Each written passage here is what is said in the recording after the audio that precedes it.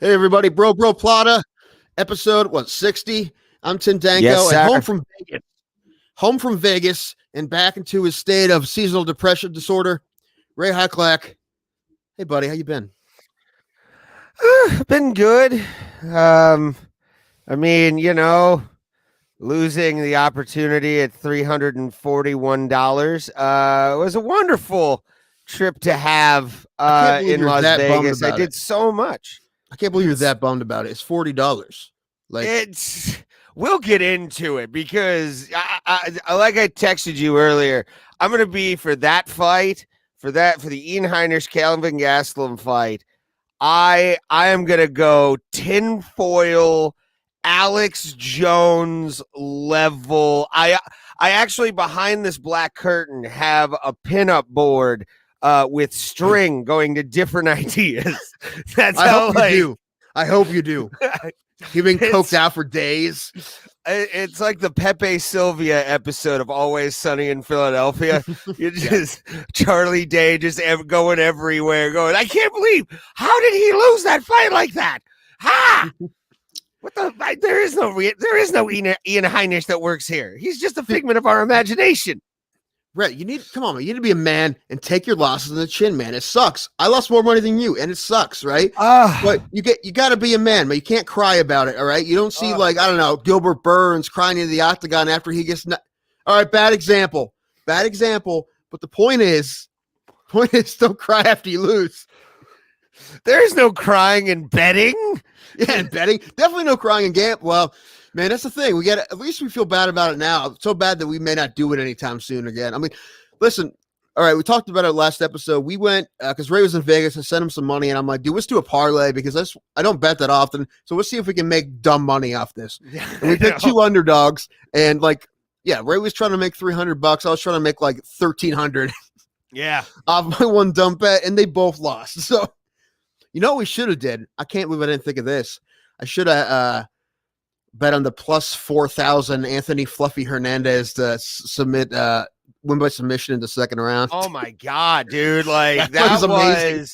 When I saw that bet during the actual the card on ESPN, when I saw that and he got that submission, I literally the first thing out of my fucking brain was fuck.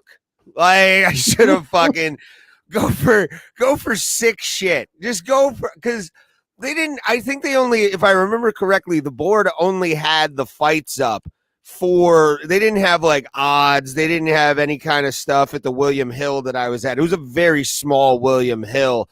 The one at the Stratosphere is massive. This thing looks like a sports bar in its own right. And it was I should have gone for that because I didn't see anything for like prop bets. I didn't see any of that when I was looking at the board. I should have looked a little deeper just to see what those things were, because it's like I don't understand sports betting. I'm more of just a blackjack guy. I talked about it last night at LVT when some shit went after, or luckily I left before some shit went down that involved me. We'll talk about that off air. I like it because I can just shut my brain off and count. And sometimes I lose count of the cards and I'm just like, no, I lost it all. Like I did this week. It was or this past week. It was fun. Oh, I got just destroyed at the blackjack table. Just destroyed. Yeah, that'll happen. I want to go to Vegas. I haven't been, but I'm afraid that I'll just lose a bunch of money and it'll be a terrible trip. So I would want to go with you. And this is why I would want to go with you. I would be your governor the entire time. And I know I would be, because I had to put one on myself years ago when I first started gambling when Ohio got gambling legalized. I would lose 1,000 every week. I would just go every week and lose my paychecks, lose everything. And it was never good. So I decided to put a limit on myself with $200 at a blackjack table, $10 minimum. If you start feeling good, add like $20 on top of your bet kind of thing. But once I lose 3 times, I'm out. I'm done. Have a good day. Yeah, I'm pretty sure I've still won more money in gambling altogether than lost, so that's good. Well, only also because I don't really bet that much. Like I don't really. I'm my own governor. I got pretty much got it. Like for the most part, this Vegas I would just go already. I'm already going, so I probably already gonna. I'm gonna, say I'm gonna gamble with more than I do when I go to say West Virginia or Jack in Cleveland or something. But I don't think I've lost more than like $200 at a casino at once. I've lost thousands. Yeah, I can't handle that. Yeah, I can't handle that. Why do you think I'm the way I am, Tim Danko? I've lost more paychecks than I've ever gotten. Like, no, that seems like you. That seems like you. Yeah. I can see that. But I only play blackjack. I don't play poker. I don't do anything. I have to sleep with my wallet hugged to my chest when we're in Vegas. The Raiders will say, like, "Oh, just take one little 50 and go down." Yeah, you'd be doing that to me, Ray. No, I don't. My shit. I've never done that except for my immediate family. That's friends. It's like, I want friends. Okay. I want to have friends. My family, they're already here. I've lived with them long enough not to like them. It's okay. We understand. They put up with you this long. Yeah. Right. Yeah. Solid point. Yeah. You don't pull a Dana White and lose $1 million on Kelly Pavlik beating your guy. Don't do that. Oh, I didn't know he lost that. Did he lose on a Kelly Pavlik bet? Yeah, I just read that today. I don't know when he said it, but apparently he said he lost $1 million. I don't know who Pavlik beat him. I forget who he had his money on. I forget who the fight was. I looked at it earlier. I don't know, but I don't know. Yeah, he lost money because Kelly Pavlik knocked his dude up. His dude up. That's not really the way to say it. Beat his dude up. That makes more sense. He did not impregnate the fighter. He beat him up. See, and that's the thing with like gambling for me. I had to learn that stuff. And there was one positive like story in my life where I played blackjack for, I think, with breaks, 6 hours straight at this table in Presque Isle Downs. And I didn't lose anything. I literally left with the money I came with. Like, I think I had $55 and I was winning some, losing some. The table was really, really good. It was an interesting one. It was because I didn't lose. Yeah, that's one of those that, I mean, you look back and be like, oh, if I just would have walked away this time, I would have been up so much. But like the next day, you're like, I went in and I played blackjack for 6 hours and came out even. Blackjack's fun. I had fun for 6 hours and didn't spend any money. Pretty cool, actually. It's a lot better if you win, obviously. And like I said, when I put money, I just think, I mean, look at my bank account and be like, that money's gone now, most likely. Like when I sent you the money, I'm like, that money's probably gone. Very good chance. And we did bet on 2 underdogs, and I did lose. I mean, and I did say this when we bet against Kamaru Usman. I said I had a weird feeling about Burns, but I couldn't tell you why. And I said I wouldn't be surprised at all if after this fight we were like, why would we ever bet against Kamaru Usman? That's exactly why I'm thinking. I'm like, why? Come on, we knew. Like I didn't. The thing is, I said it on the podcast. I knew better, right? Yeah. And what I said is I had a weird feeling. I had something, right? That weird feeling was that one big right behind Usman's ear he knocked him down with in the first. That was the weird feeling I had. That's what I was feeling when I did this bet, all right? It wasn't a full knockout. He knocked him down. And then I think Burns did a really silly thing when he stayed on his back trying to get Usman to come down with him, which he knew he wasn't going to do. And Usman was smart and just kind of kicked his feet for a while as he got himself back together. So I think Usman should have Burns should have got back up and went after Usman because he definitely hurt him. But after winning the first round, Usman came back in the second round and had that great finish in the third. That guy's scary, man. I don't know if anyone in that division is going to beat him. I think the closest is probably Covington, and he beat Covington the last time. And I mean, I'd like to see that fight again just because it's a good fight. He called out Masvidal. I don't think Masvidal with a full camp will beat him either. I don't know, man. I don't see anybody right there beating him right now. I kind of hope Masvidal does beat him, just because, one, the last time they fought was on very short notice. I'd love to see what Jorge does with a full preparation of camp. And I mean, yeah, he didn't really do much against Usman in their first matchup. But they get knocked out. Burns got knocked out. Yeah. And he went 5 rounds with him and went to a decision. So, I mean, there is a possibility. It's almost like the Ally Quinta.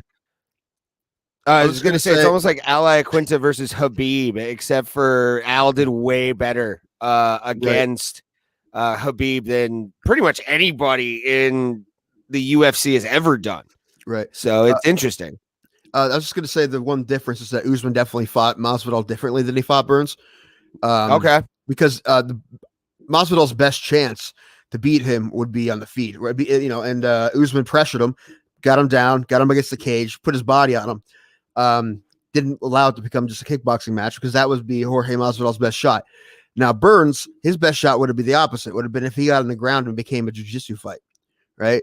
So Usman fought him in a different way, and he did knock him out because it did become more of a kickboxing match for Usman, and he did end up knocking him out. So he fought him different ways. So you put that into consideration when you talk about that. But I don't know. I mean, everybody loves Jorge Masvidal. I like him too, but Usman's a monster, man. The only person I want to see him fight, and it's not going to happen because they're buddies, is Khabib. I mean, it's unfortunate because I think that would be an awesome fight, but they're buddies and they're not going to do it if it's not like a big title. I mean, Burns and Usman were buddies before too, but they're in the same division. They knew this may happen. Those guys are in different divisions, and Khabib's probably retired. I don't know if the GSP thing's going to happen. It'd be great, but I don't know. But I think really the dream fight would be him and Usman, but I don't think it's going to happen. Yeah, that would be a really good fight just because both guys I honestly don't know what would happen. I have no idea. Well, both of them are top level wrestlers. I just think Khabib would make short work of them. I really do. I hate to kind of put my fingernails into the Khabib bandwagon as it's going along, but it definitely hurts my fingers. Like I'm getting splinters just thinking about it. I think left you in the dust a long time ago, man. You're back in Virginia. That thing's on the Oregon Trail. And I hope everybody gets dysentery before they reach the fort. Oh, man, did you play Oregon Trail when you were in elementary school? Yeah. I played Oregon Trail and I played Oregon Trail 2.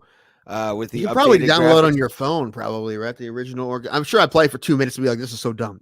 Yeah, I think there's actually like a pay version that's like $2.99 to buy the game outright on like the Android store, if I'm not mistaken. But I'd play it for 10 minutes and then be done with it. So yeah, I'd make sure everybody gets like diphtheria. Just do everything in my power to like wreck diphtheria, it before it leaves St. Louis. Is that a Rihanna song? Diphtheria. Diphtheria, like the darkness in the night. Diphtheria, you will die in your sleep. Diphtheria. Yeah, I think that's right. We nailed it. Bum bum beat 'em, my bum. It really hurts. I don't even know if it affects your ass. To be honest with you, Disturbia is my favorite Rihanna song. In case you were wondering, I like Umbrella. Umbrella's good too, but Disturbia is my favorite. Disturbia has a great a beat. I think there's an 80s song that took from in like the backing beat, but I still like it. It's kind of like it's weird with music now because I mean The Weeknd, even though he had a not so good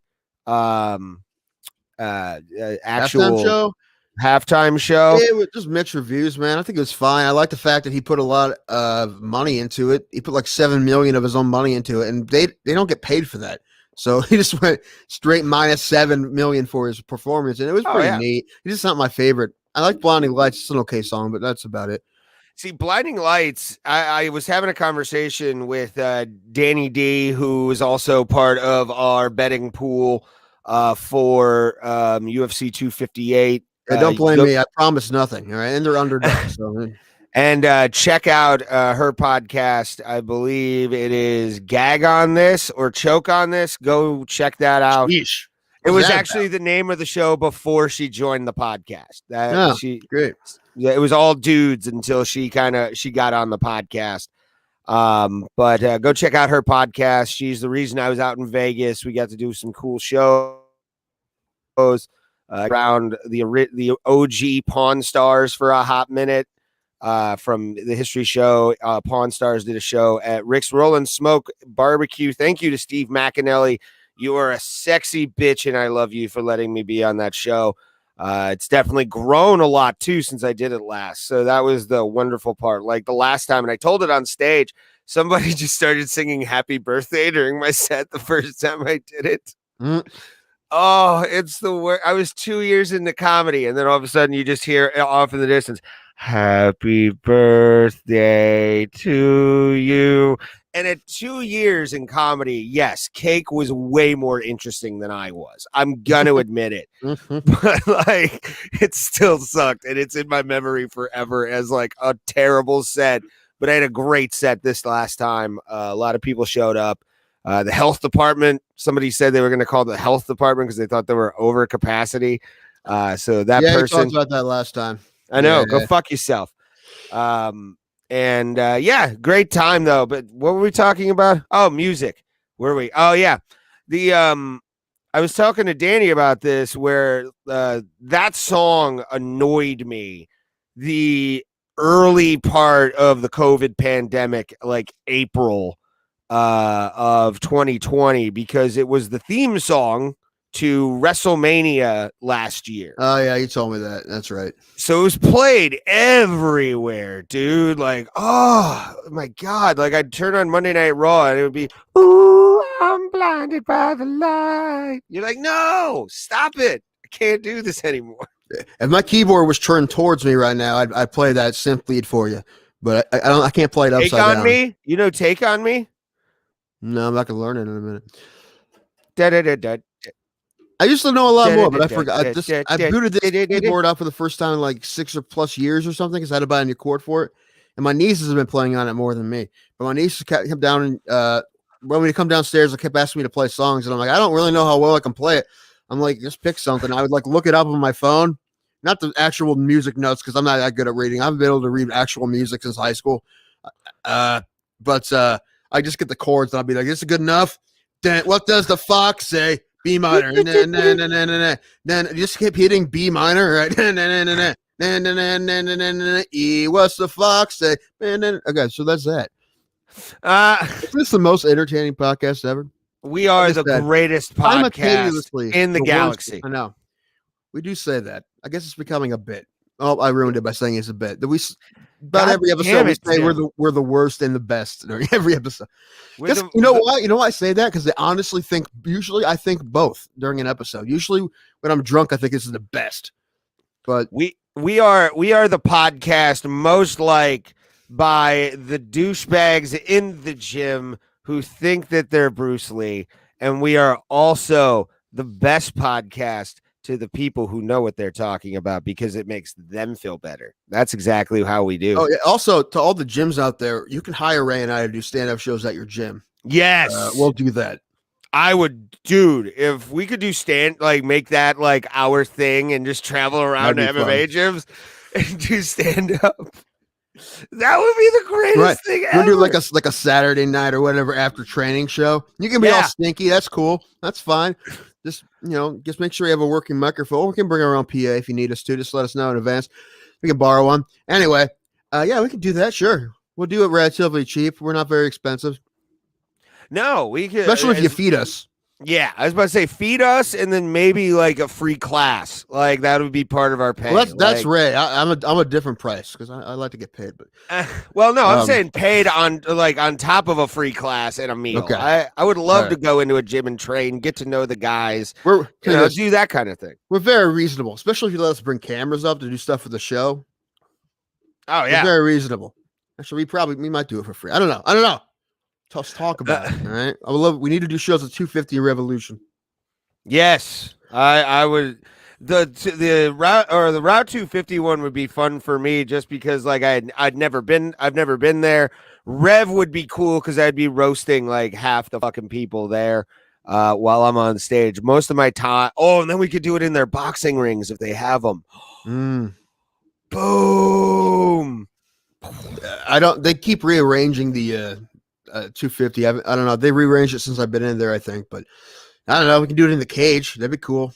Yes, that would be awesome, man. We need to make that our cottage industry, MMA or MMA gym comedy. Oh, let's say this: like, we only want to do it if you want us to do it, right? You want to be like, oh, maybe you can come by. Maybe some people will pay attention. No. I don't want to do that. I hate that. I always hate that. Some bars will do that if they talk about doing shows. Like, maybe you can do an open mic and maybe you'll pay attention. I'm like, no, thank you. I'm not going to do that. Mm-hmm. Only if you want us. We'll bring other people too. It'll be fun. Oh, yeah. We'd have our host. We'd be the headliners, of course, because it's our name, because we're sexy. Or I'd just host, probably. I'm a better host than I am anything else. Like, I think so, at least. But I don't mind hosting either, but I don't really care. We'll talk about this if it ever happens. Probably won't happen. Let us know though. We'll definitely do it. Anyway, once stuff what were we opens up, talking I about? think we should make that a cottage industry. Sure, why not? What else? I'm looking like I'm clicking at stuff. Okay. Blinding lights we're talking about. What are we talking about? Something about you're talking about sampling music. That's why you said that. Yeah. Well, yeah, the thing about songs now, it's weird, like some hit songs have like literally like 15 writers. Yeah.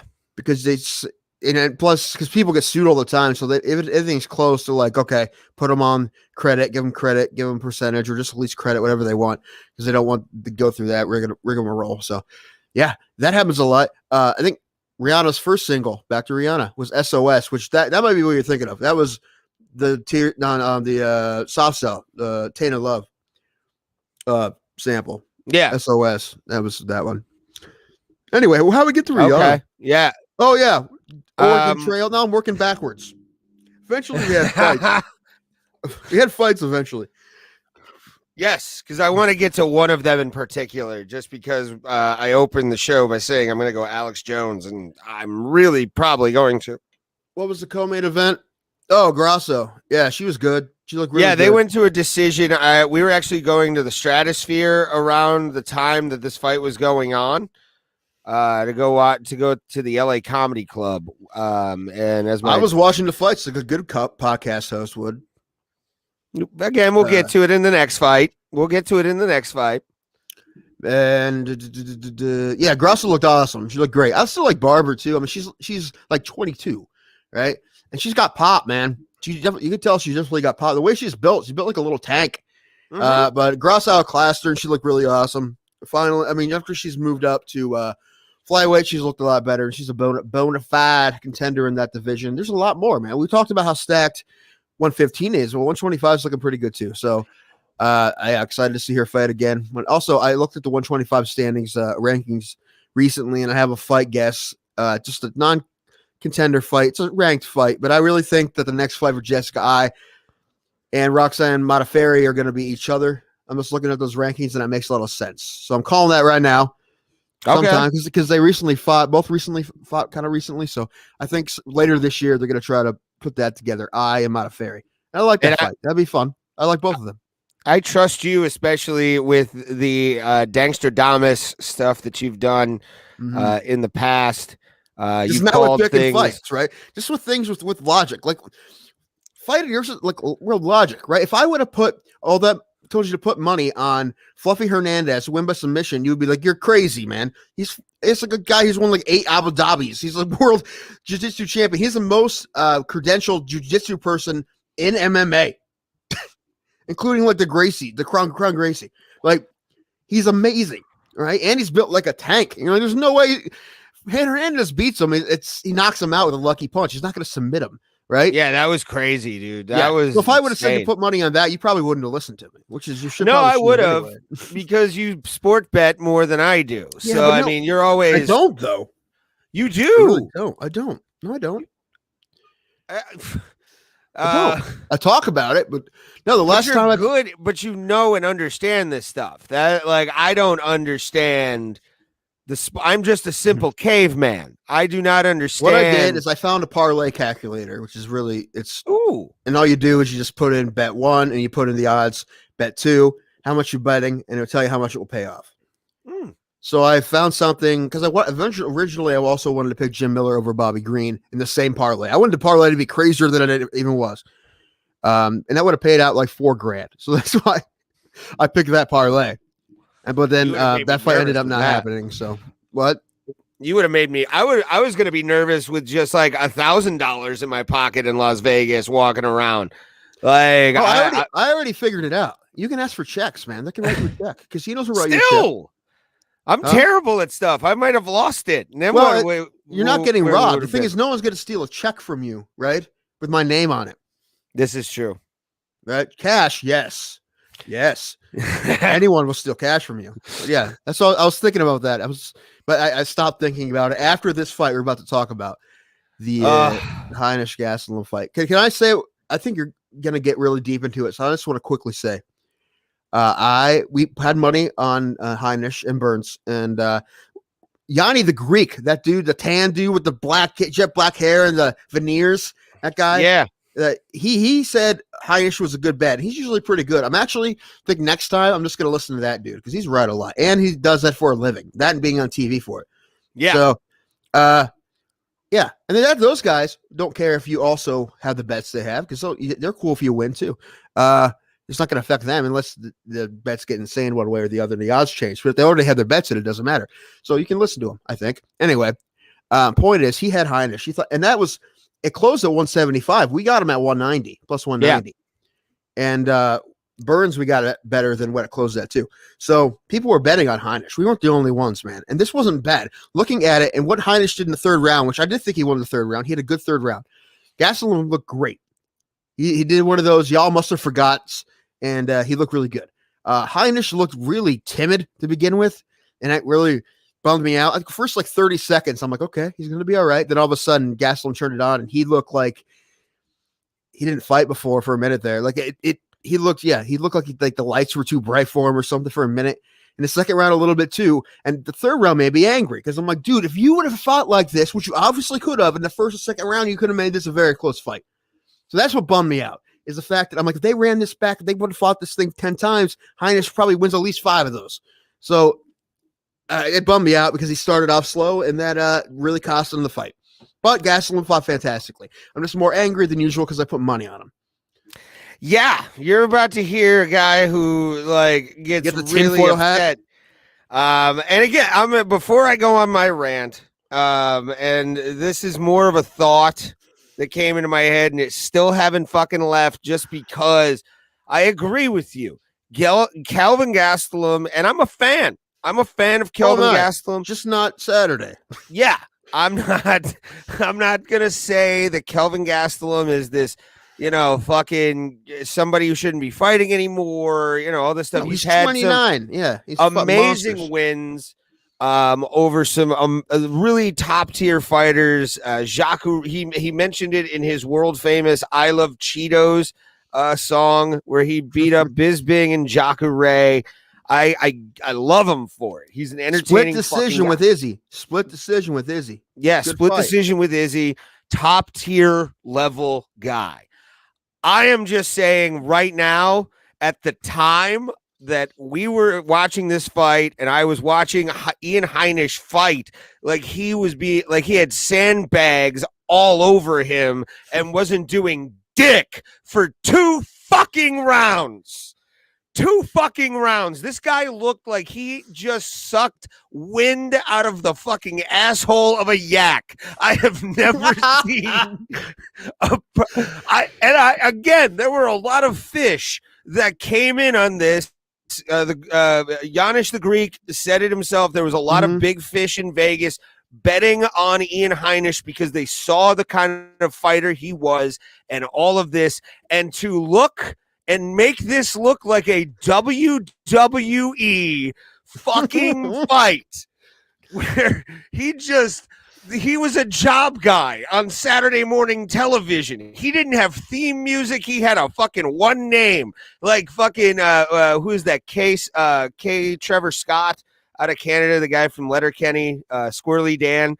He taught in his act. He actually has a thing where he's like, "I look like a guy on Saturday morning that never won." Scott. Yeah, that's well, look at that bit. It's a funny bit. We can't do it justice because it's his bit, but it's a good bit. But when I watched that fight, I was embarrassed that I put money on it in general. I could not believe a man could suck ass that hard. I honestly thought it was worked. I thought this was the bookies finally got to the UFC. We have finally reached peak bullshit because everybody started betting for Heinisch. That was my fucking thing. I was looking for the work. Gastelum was still the favorite, though. And so I'm aware. It wouldn't make sense. They're throwing it all right, you got to say the fix is in with Shanna Dobson won that fight a while back. She's fighting this weekend again. But when she won that fight, when she was a plus 800 underdog or something, that's the ones you'd be like, fix is in. Or fighters who they both are their first UFC fights or whatever, and they're getting paid 10 and 10. Yeah. I can see those, but this one, no, man, there's no way. But what I will say is that I was super bummed out. At first, I'm like, man, Heinisch is just not there tonight. And you're right. He looked like he was covered in sandbags. You're right. That was pretty funny. Was fucking. I've right. Never quicksand on a Sega level. You move faster than fucking he was moving against Kelvin Gastelum. And again, I'm saying this. Kelvin Gastelum was a fantastic fighter. Biggest fight by a long shot for Heinisch. If he wins that fight, he shoots up to the top 10.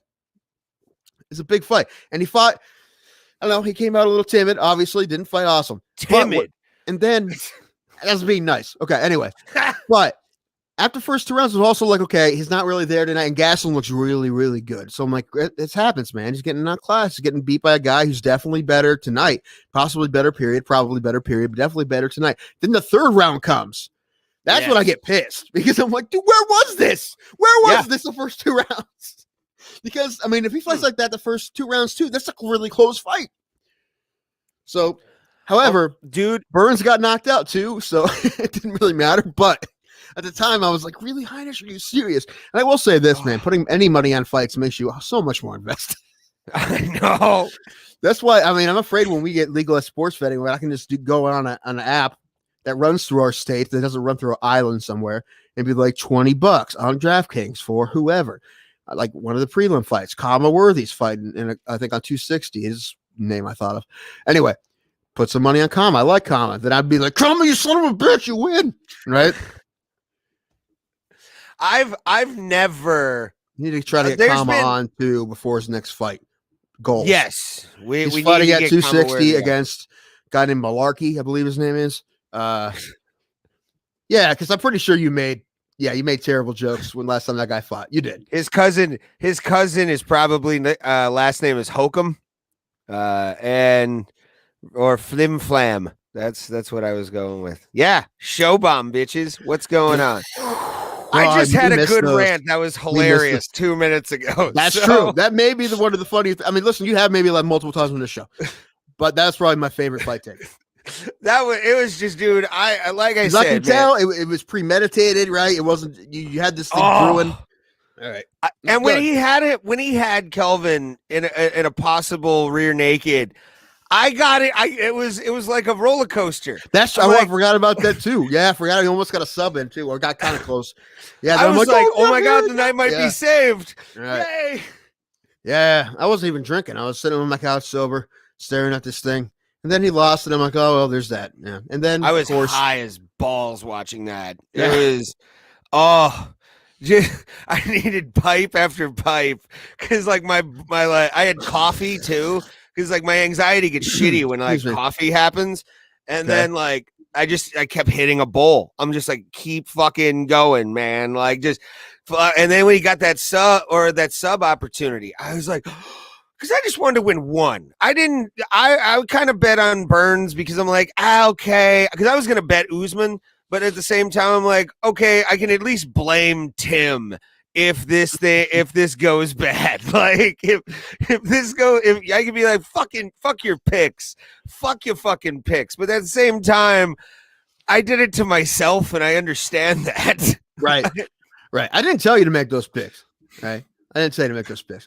You know what?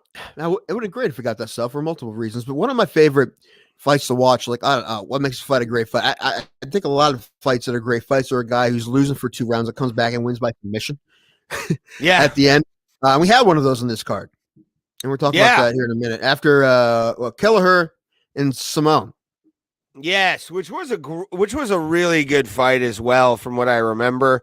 Yeah, that dude's like straight up kickstart my heart. Simone, the whole time is like he fights with the pedal on the floor.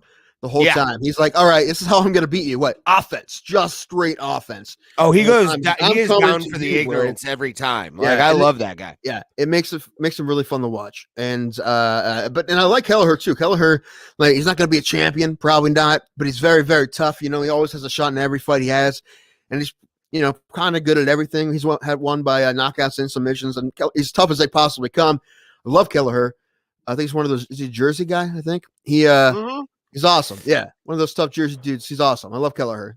I was hoping he'd win. I don't remember who I picked. I may have picked him, but Simone, Simone wins this fight, but yeah, like I said, just being Ricky Simone, which is like pedal to the metal the whole time, just coming at you the whole time, pressure, and he looked awesome doing it. Yeah, Ricky Simone to me, I love the way he looks. He's from what? Where's he from again? If I could, He's American, but no, but that's what I'm asking. Like, what part of the country is he from? Let me look this up on the. It's probably just going to say United States, like it always does. But no, the dude has a really good look too. He's chiseled like a motherfucker and really in shape. And like you said, just rapid offense. Where's he from? He's born in Washington State. Okay. Oh yeah, fighting. Vancouver, Washington State. Yeah. Okay. So like, he looks like a dude from Washington. Like he looks like that, like West Coast, but he doesn't really get a lot of sun. Yet he's Italian for some reason. Like you're like, what the hell? Right. I mean, no, there's another guy from that area is from Spokane, which is where my brother's lady and her brother are from, and her mother, who now all live here now. But they're from Spokane, and Michael Chiesa is from Spokane. Mm-hmm. He still fights out of there. He kind of has the same look, a little dirty woodsman look. Yeah. You know, Simone has that mullet. Mullet's coming back a little bit. He's had a better mullet in the past, but he's definitely one of those guys, like, though, on a fighting perspective, where you're like, thank God a guy like this exists. High off, as you just said, high offense. Definitely some really amazing output. And he earned that decision very well. I mean, he showed up and did his job, and that's all you can really ask for a guy, especially in the bubble right now. The way it's done, you're just like, God damn, like I like it. And they were talking about Simone being in a weird spot because he thinks that he has a better shot at being a champion at 135. They fought this at 145. He said he felt better at 145, but he'll probably go back to 135 because he thinks he has a better shot there. That's kind of weird, right? Just because, I mean, it's just giving, I don't know if it's a myth. I mean, it's true, but I mean, like, people are like, oh, you don't have the frame to be able to be really, really good at a certain weight class. You have to be big. I'm like, all right, but there's small heavyweights. Stipe is a small heavyweight, and he's the baddest man on the planet. Yes, he is. Kelvin Gastelum is not is the smallest middledweight they have, right? Mm-hmm. Yeah, and he's a very good middleweight. So I don't know, man. I don't really know how much the truth is there is to that. I don't know. Maybe it's a lot of it's mental. I don't know. I mean, look, our buddy Andrew Law is a very small welterweight. It's not height wise. Height wise, he's good, but super lengthy for that division. Right, like he's like a 6'2" welterweight. When he was a 6'2" lightweight, like everybody came up to like his nipples. Like he was so much taller than everybody. But he was the Stefan Struve of that division, pretty much. I'll talk about Stefan Struve here in a minute too. Yeah, but I'm just saying he walks around at like 170 when he's not training, so he's not very big. But anyway, he says he just feels so much better because every time he cuts weight, he feels like garbage. So there you go. I mean, I think, I don't know. I mean, if it's so much of a difference that you feel like garbage, then yeah, go to the bigger class. But if you don't think it affects you that much, then okay, do whatever you want, whatever you feel more comfortable with, I guess. I mean, not just physically, but mentally, right? If you feel like you have a better frame for that weight class, even though the cut's going to suck, if you think it's not going to affect your performance that much, go ahead and do it. That's fine. It's your thing. It'd be cool if we can get weight cutting out somehow, but I don't know. That's going to happen anytime soon. Yeah, I mean, and there are the different body types of people too. You have to think about that. Some people are what do they call them? Like mesomorph, anamorph, and something else, right? Like what, the Animorphs? I love Animorphs. That was a great book turn series. Into animals. You know what my favorite like weird 90s TV show was that was sort of like an Animorphs was Animorphs? I wasn't a big fan. Did they have a TV show of Animorphs? They did, yeah. What was the Mysterious World of Alex Mack or something like that? A Nickelodeon. Okay. Can't remember. I got to look up this show. She used to be able to turn herself into basically like liquid, and I remember that. Yeah. Like that was a trippy fucking show because somebody had to be definitely taking tabs of just the best like Timothy Leary acid to make that show. It's like, what if we turn a 13-year-old into a puddle of liquid metal? Like, what? Who the fuck are you? Dude, honestly, like all those shows. I mean, and the cartoon shows too. I'm like, what the Like Angry Beavers.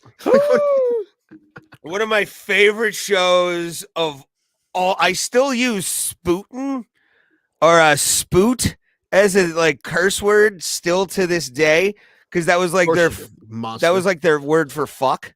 Okay. Ray, maybe that's what we need to do, man. We just need to get a job where we just like get high all day in a writer's room of like all a bunch of degenerates and be like, dude, let's make cartoons for kids. Marie here, Rocco, great fucking Rocco's show, great. and then she like she lived for Alex or loved Alex Mack. I knew that was the name of it. It was like the mysterious world. Yeah, they came Alex up. Mack. They had they made a Rocco's Modern Life short like a year ago. It was kind of fun. They made an entire series. They're making like rebooting the series. I thought they were. Yeah. I'm not a fan of a reboot. Like I just rather watch the old Conglommo episodes and have some fun. What's your favorite Rocco's Modern Life episode? Dude, I don't remember them enough to be able to tell you. I mean, I remember I watched it, but I don't remember enough to be able to tell you the episode. I can maybe remember a couple things.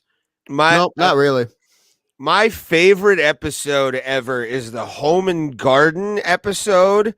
The Home and Garden episode is a great one because there's like a beaver that's like the Bob Vila or the Norma Abrams, if you're a Freakazoid fan, because Freakazoid loved Norm Abrams. And I understood the Bob Vila reference. Yeah, I go deep on my cartoon love. Like fucking, I just love 90s animation. I remember the Tasmanian Devil cartoon that used to be on like the UPN affiliate. I remember the Sega Genesis game, Tasmanian Devil. I had the Mars one. Taz Goes to Mars. That was one I had. I think I had the first one. But my favorite Rocco episode is that one or the Mr. Sensible episode. The Mr. Sensible episode is great, but the reason I love the Home and Garden one is they had this old house kind of guy who's a beaver, and he had a book called Bathrooms and Bathrooms, and it was basically like you could put a bathroom in your kitchen. You can turn your bedroom into a bathroom, and it was just like all these things that could be a bathroom. And the writer of that had to have either done coke the night before he wrote it, acid the night he wrote it, because he was just like peeing everywhere. He thought it was a bathroom and was fucking having some kind of like lovely, what do you call it? Hallucination, possibly PCP. It was the 90s and that was hot. And marijuana, you just meh. But I love the Mr. Sensible episode because when he's selecting the TV that he wants, it just gets out of fucking hand, where it's like he had like a wall of sound and like a small TV like right in the middle of these like speakers, and it turns into what's the name of that? Die Tracks? I don't know. I stopped listening to our own podcast about 10 minutes ago, Ray. So I never listen to our podcast after. Yeah, I usually listening. That's how I continue to do more. It is funny. Like it is just sometimes it's the simplest like word thing is pretty hilarious. Like that bit, and then the Family Guy the quip bit is hilarious. The hard H, and it's just so silly. It's so dumb. It's silly, but it's such a funny bit for whatever reason. But yeah, and I'm gonna bring this up because honestly, this is still too new-ish for me, which is the Grim Adventures of Billy and Mandy. No idea what that means. No idea.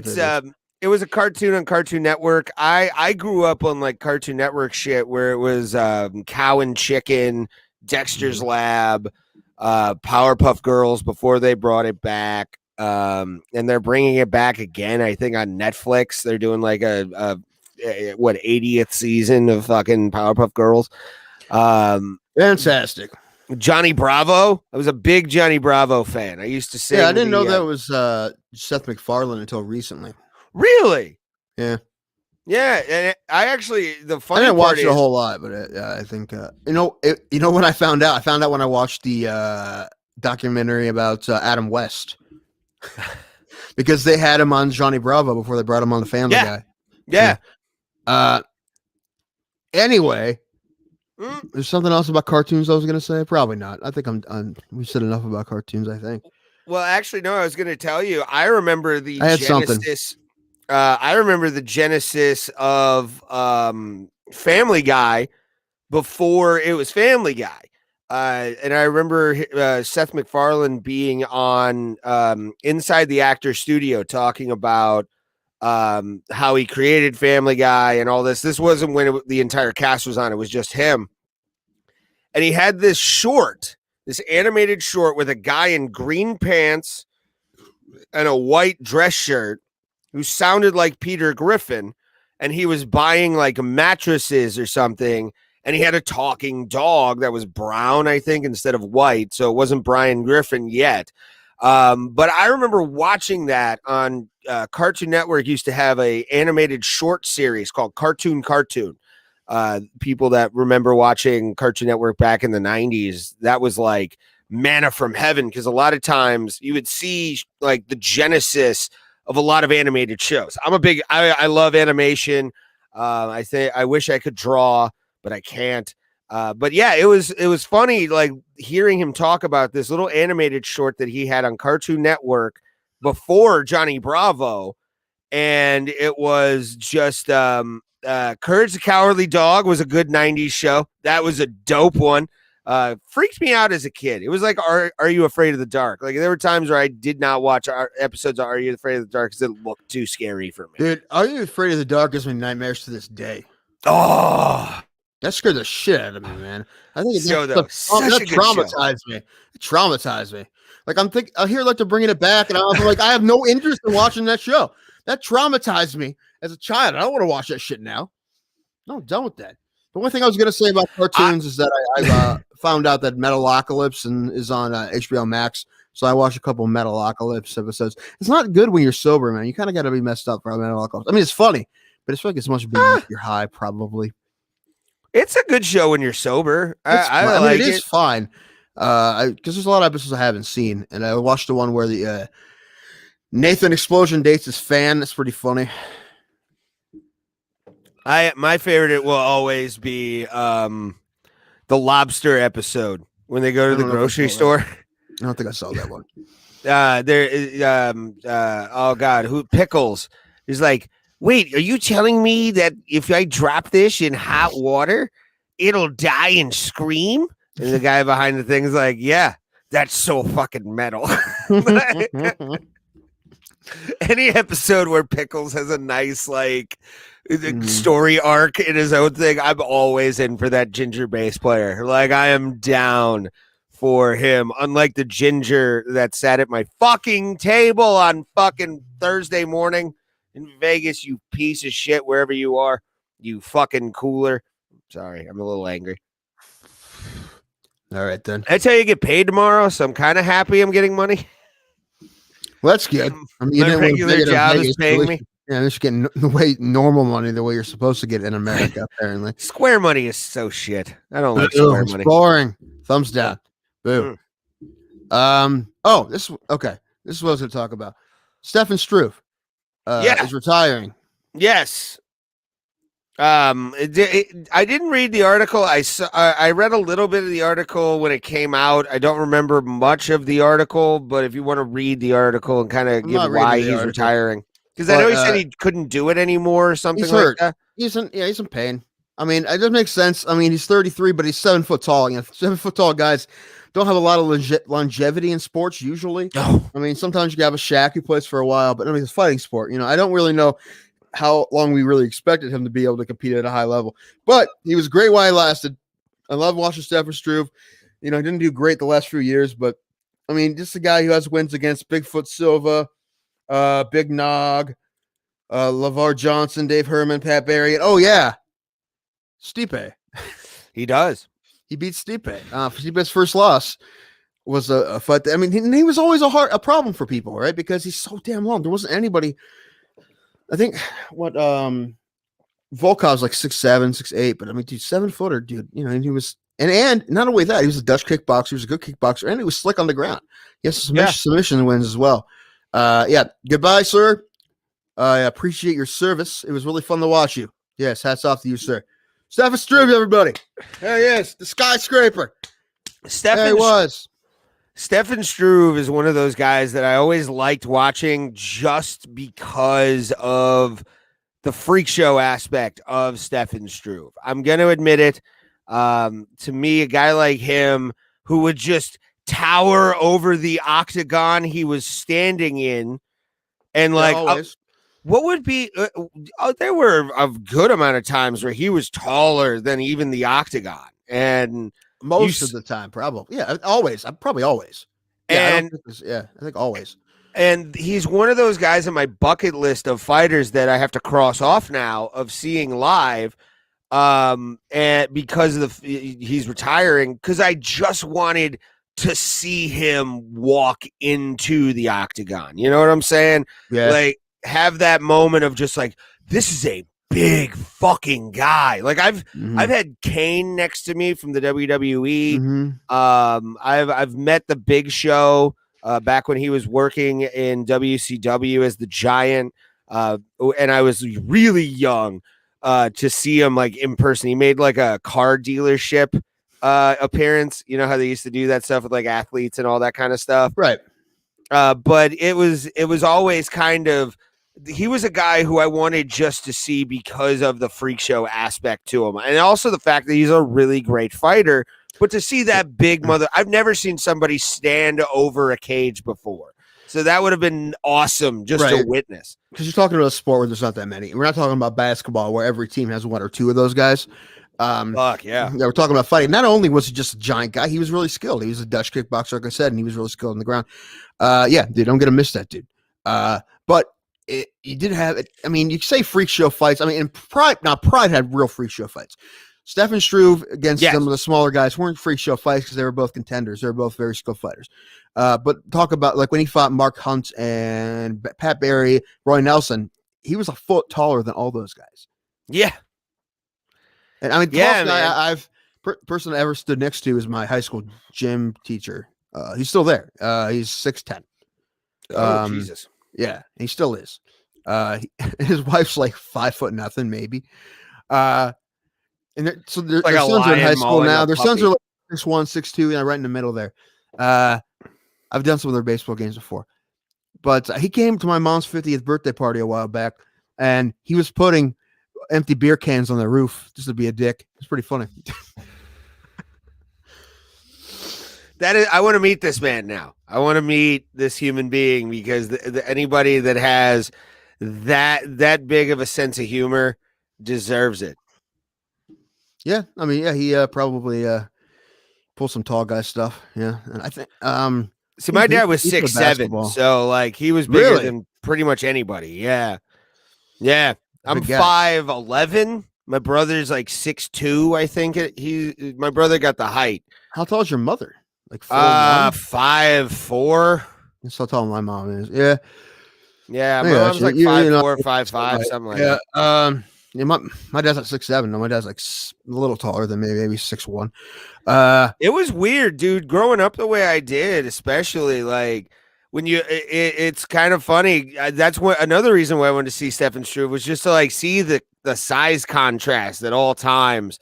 Of when he fought, it's like I grew up with a dude I always had to look up to, not only literally but figuratively, or not only figuratively, but fucking literally. It was nuts to have a guy that big as a father. He had a size, I think 14 or 15 shoe.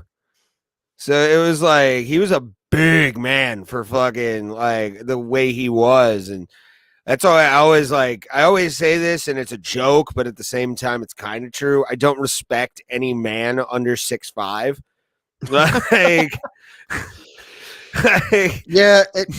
I've seen like the studies before, and like for whatever reason, people think taller people are better leaders and things, even though it's not necessarily true. It's just they just think that because they're taller, right? And that's why some sort of people have complexes, or they feel that they work harder to get certain things, and it's not untrue. So yeah, Stefan Struve. Oh, now we're gonna get to my hero of the week. Can we get to my hero of the week? Let's bring up the banner. I have it all ready for Tim. I need a jingle of the week. Oh, I can't reach the power button on my keyboard from here. Else I play a little jingle. All right, Stitch from Mushroom Head. You know what? You and your Mushroom Head, man.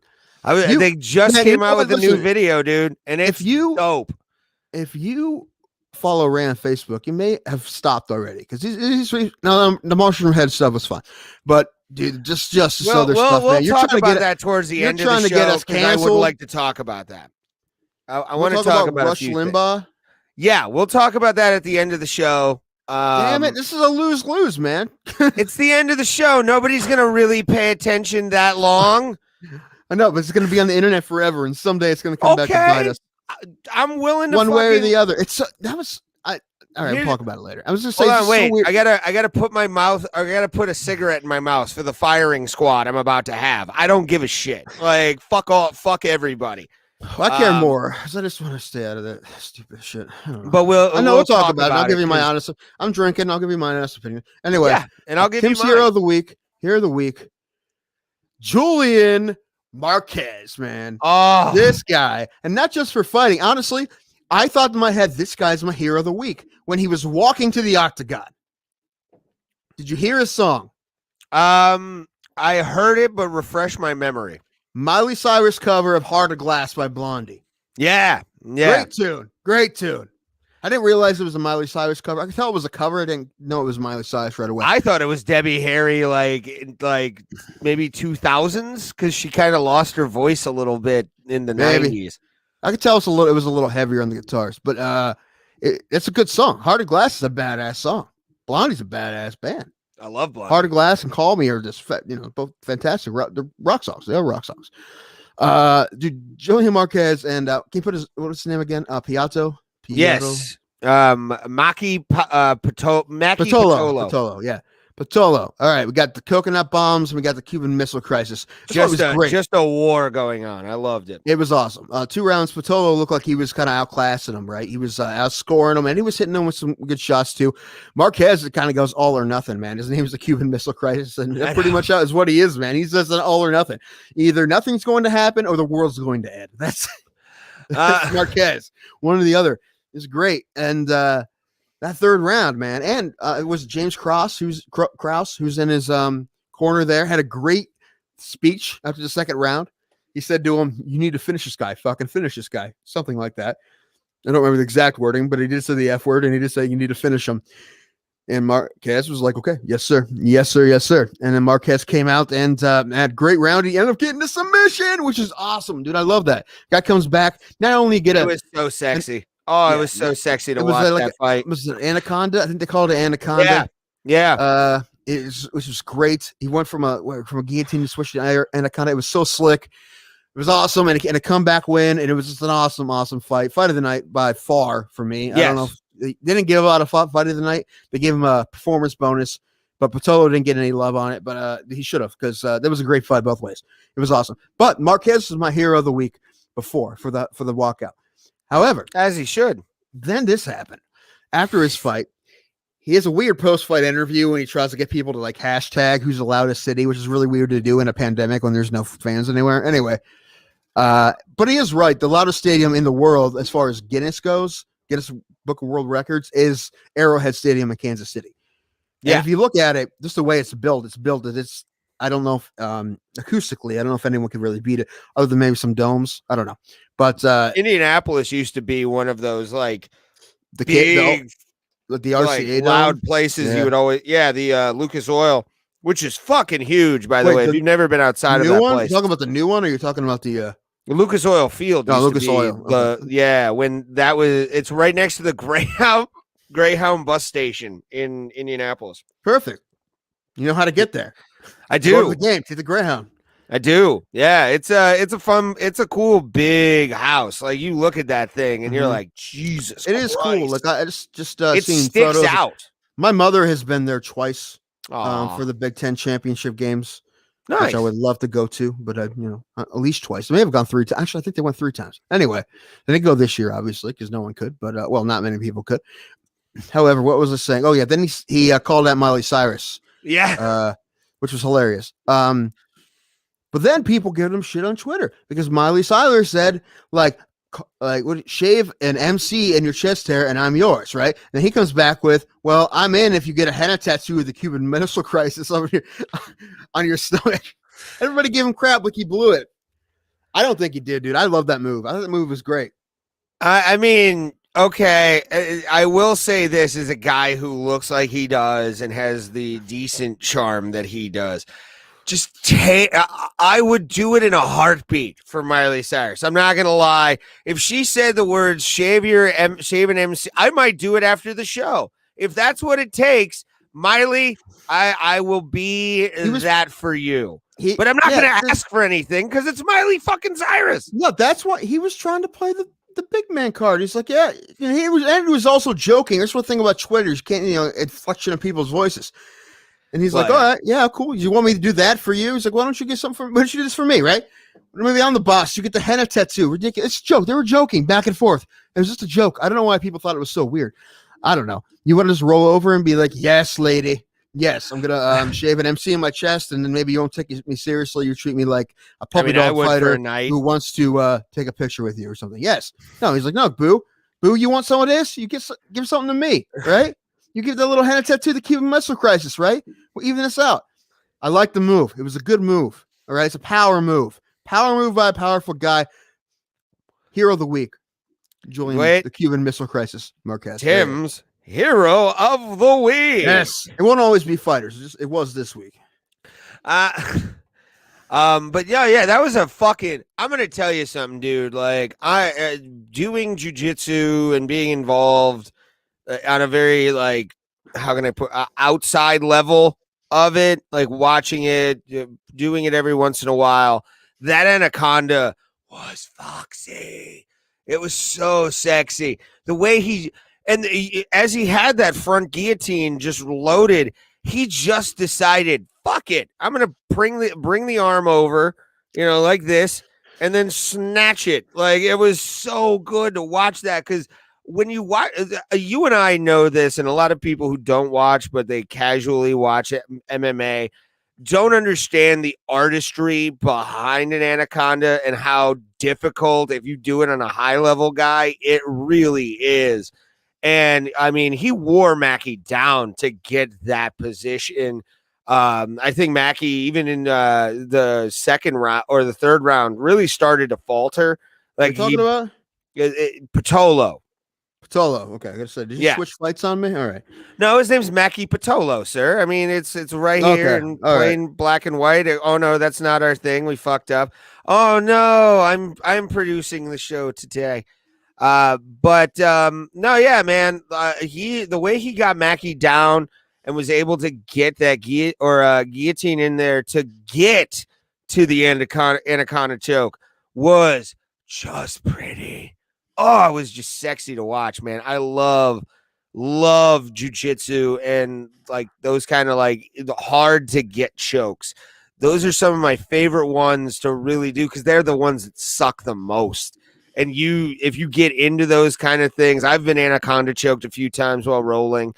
It can be embarrassing, but at the same time, when you watch somebody pull it off in MMA, it's akin on the same level to like somebody pulling off a twister. Once you see that far leg get grapevined, shit can go wrong quickly. And to have the ability to do that anaconda, keep the base on the shoulder the way he did, and really make sure that it was locked in for him to get that tap. Just pretty, dude. Like, I was so happy to watch that. I was sitting on the couch in Vegas watching that and just going, oh, and he got it off, because I was like, yay! Because I get happy with grappling. Like, I love grappling. So do I. And also the fact that it was a comeback submission. It was awesome. But Dana White gave some shit to casual fans. No, casual fans. Oh, he just said like people don't think Kamaru Usman is whatever, and he says something about, oh yeah, because people are casual fans. Well, okay, you don't want their money, you don't want the casual fans' money. Okay, that's fine. Well, I mean, he's entitled. Manny says dumb shit. We're gonna talk about that more later. More dumb shit. Yeah, I have the article pulled up on my phone. We'll talk about that. But speaking of jiu-jitsu, Ray. Yes, let's talk about this sexy fight. If you bet on the fact that this man was going to get a third round or second round submission in against a guy like Rodrigo or Rodolfo Vieira, who is a savage in jiu-jitsu. I mean, I've heard his name a few times. in circles and stuff like that. I'm looking at his Wikipedia page, and it just, it does. If you've seen a Wikipedia page, if anyone is Olympian or does anything that involves medals, they'll have like a line here, and they'll show like the gold and silver. Anyway, the point is, I'm just seeing gold, gold, gold, gold, gold, gold, gold, gold, gold. Like a couple silvers mixed in, but mostly gold, gold, gold, gold, gold. Abu Dhabi, gold, gold, gold, gold, gold, gold, which is one of the biggest tournaments in the world. World Championships, gold, gold, gold, gold, gold. Point is, dude is about as sick as anybody in MMA as far as pure jiu-jitsu, and he's built like a monster. And I have something. Like a 220-pound middleweight. He's a monster. And after we talk about this fight in general, I do want to talk about something that kind of that was talked about a lot during that fight, and then a few other fights where guys were just shredded and had show muscle. I want to talk about that because I think that's a big topic for MMA that we need to have a discussion on at least. Yeah, just the thing is, like, neither of us really have any insight at all to that. Like, if we really want to have a good insight, we need to have a doctor on or a nutritionist on or someone who can tell us about that, because you and I cannot tell you anything. I mean, I used to back in the day, I really did pay attention to like weightlifting and stuff when I played sports. I was a deep hardcore weightlifter in high school. I know I don't look it, but before I started to drink, that was kind of where the whole thing went down. But let's talk about this fight, because nobody saw this coming, though. Dude. Nobody saw this coming at all. Not even the commentators. Right. So you have an undefeated mixed martial artist who you look at all his fights. What he does is he takes people down. And he's a python. He's just so much better at jiu-jitsu than everybody. It's like man amongst boys. If you watch some of his other fights, which I did later, because he fucking crushes people. Anyway, Fluffy Hernandez is a tough middle of the road guy who's one of the modern fighters. He's tough, and he's kind of okay at everything, pretty decent at everything. Not great at anything, pretty good at everything. Not bad at right, solid at everything, but not great at anything. Even though he's kind of more of a actually, I don't know.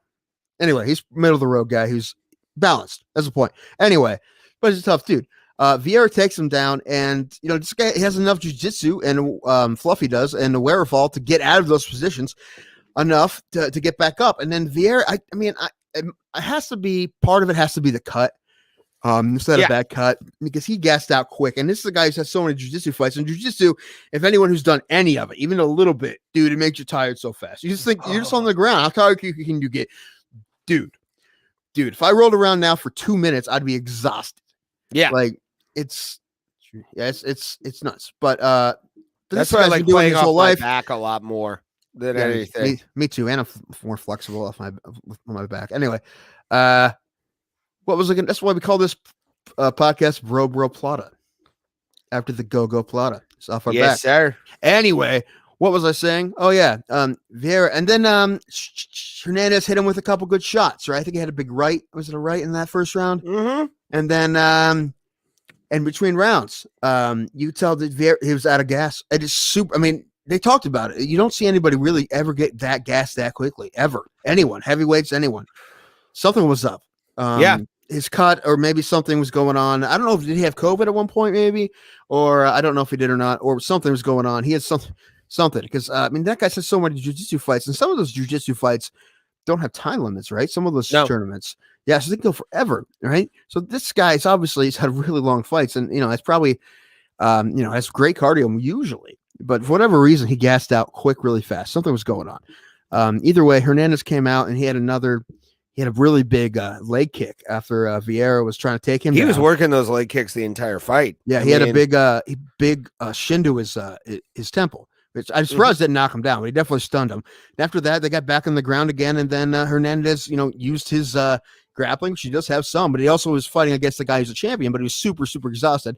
And like I said, my one fight, I don't know very much, but I know more than people who have none. So my one fight, dude, when you run out of steam, it's like you have no skill. You have nothing. It's like you have nothing left. That's what happened to me. And that's what happened to Vieira. He had nothing. And he got submitted by a guy he would normally never, ever get submitted by. Basically, he just grabbed his neck. Vieira's like, he has me. I'm done. Little tab, boom. And then, he submitted him by guillotine. a person that he would never, ever, Huge. ever, ever, ever, ever, ever cement in a jiu-jitsu match. But it's not a jiu-jitsu match, brother.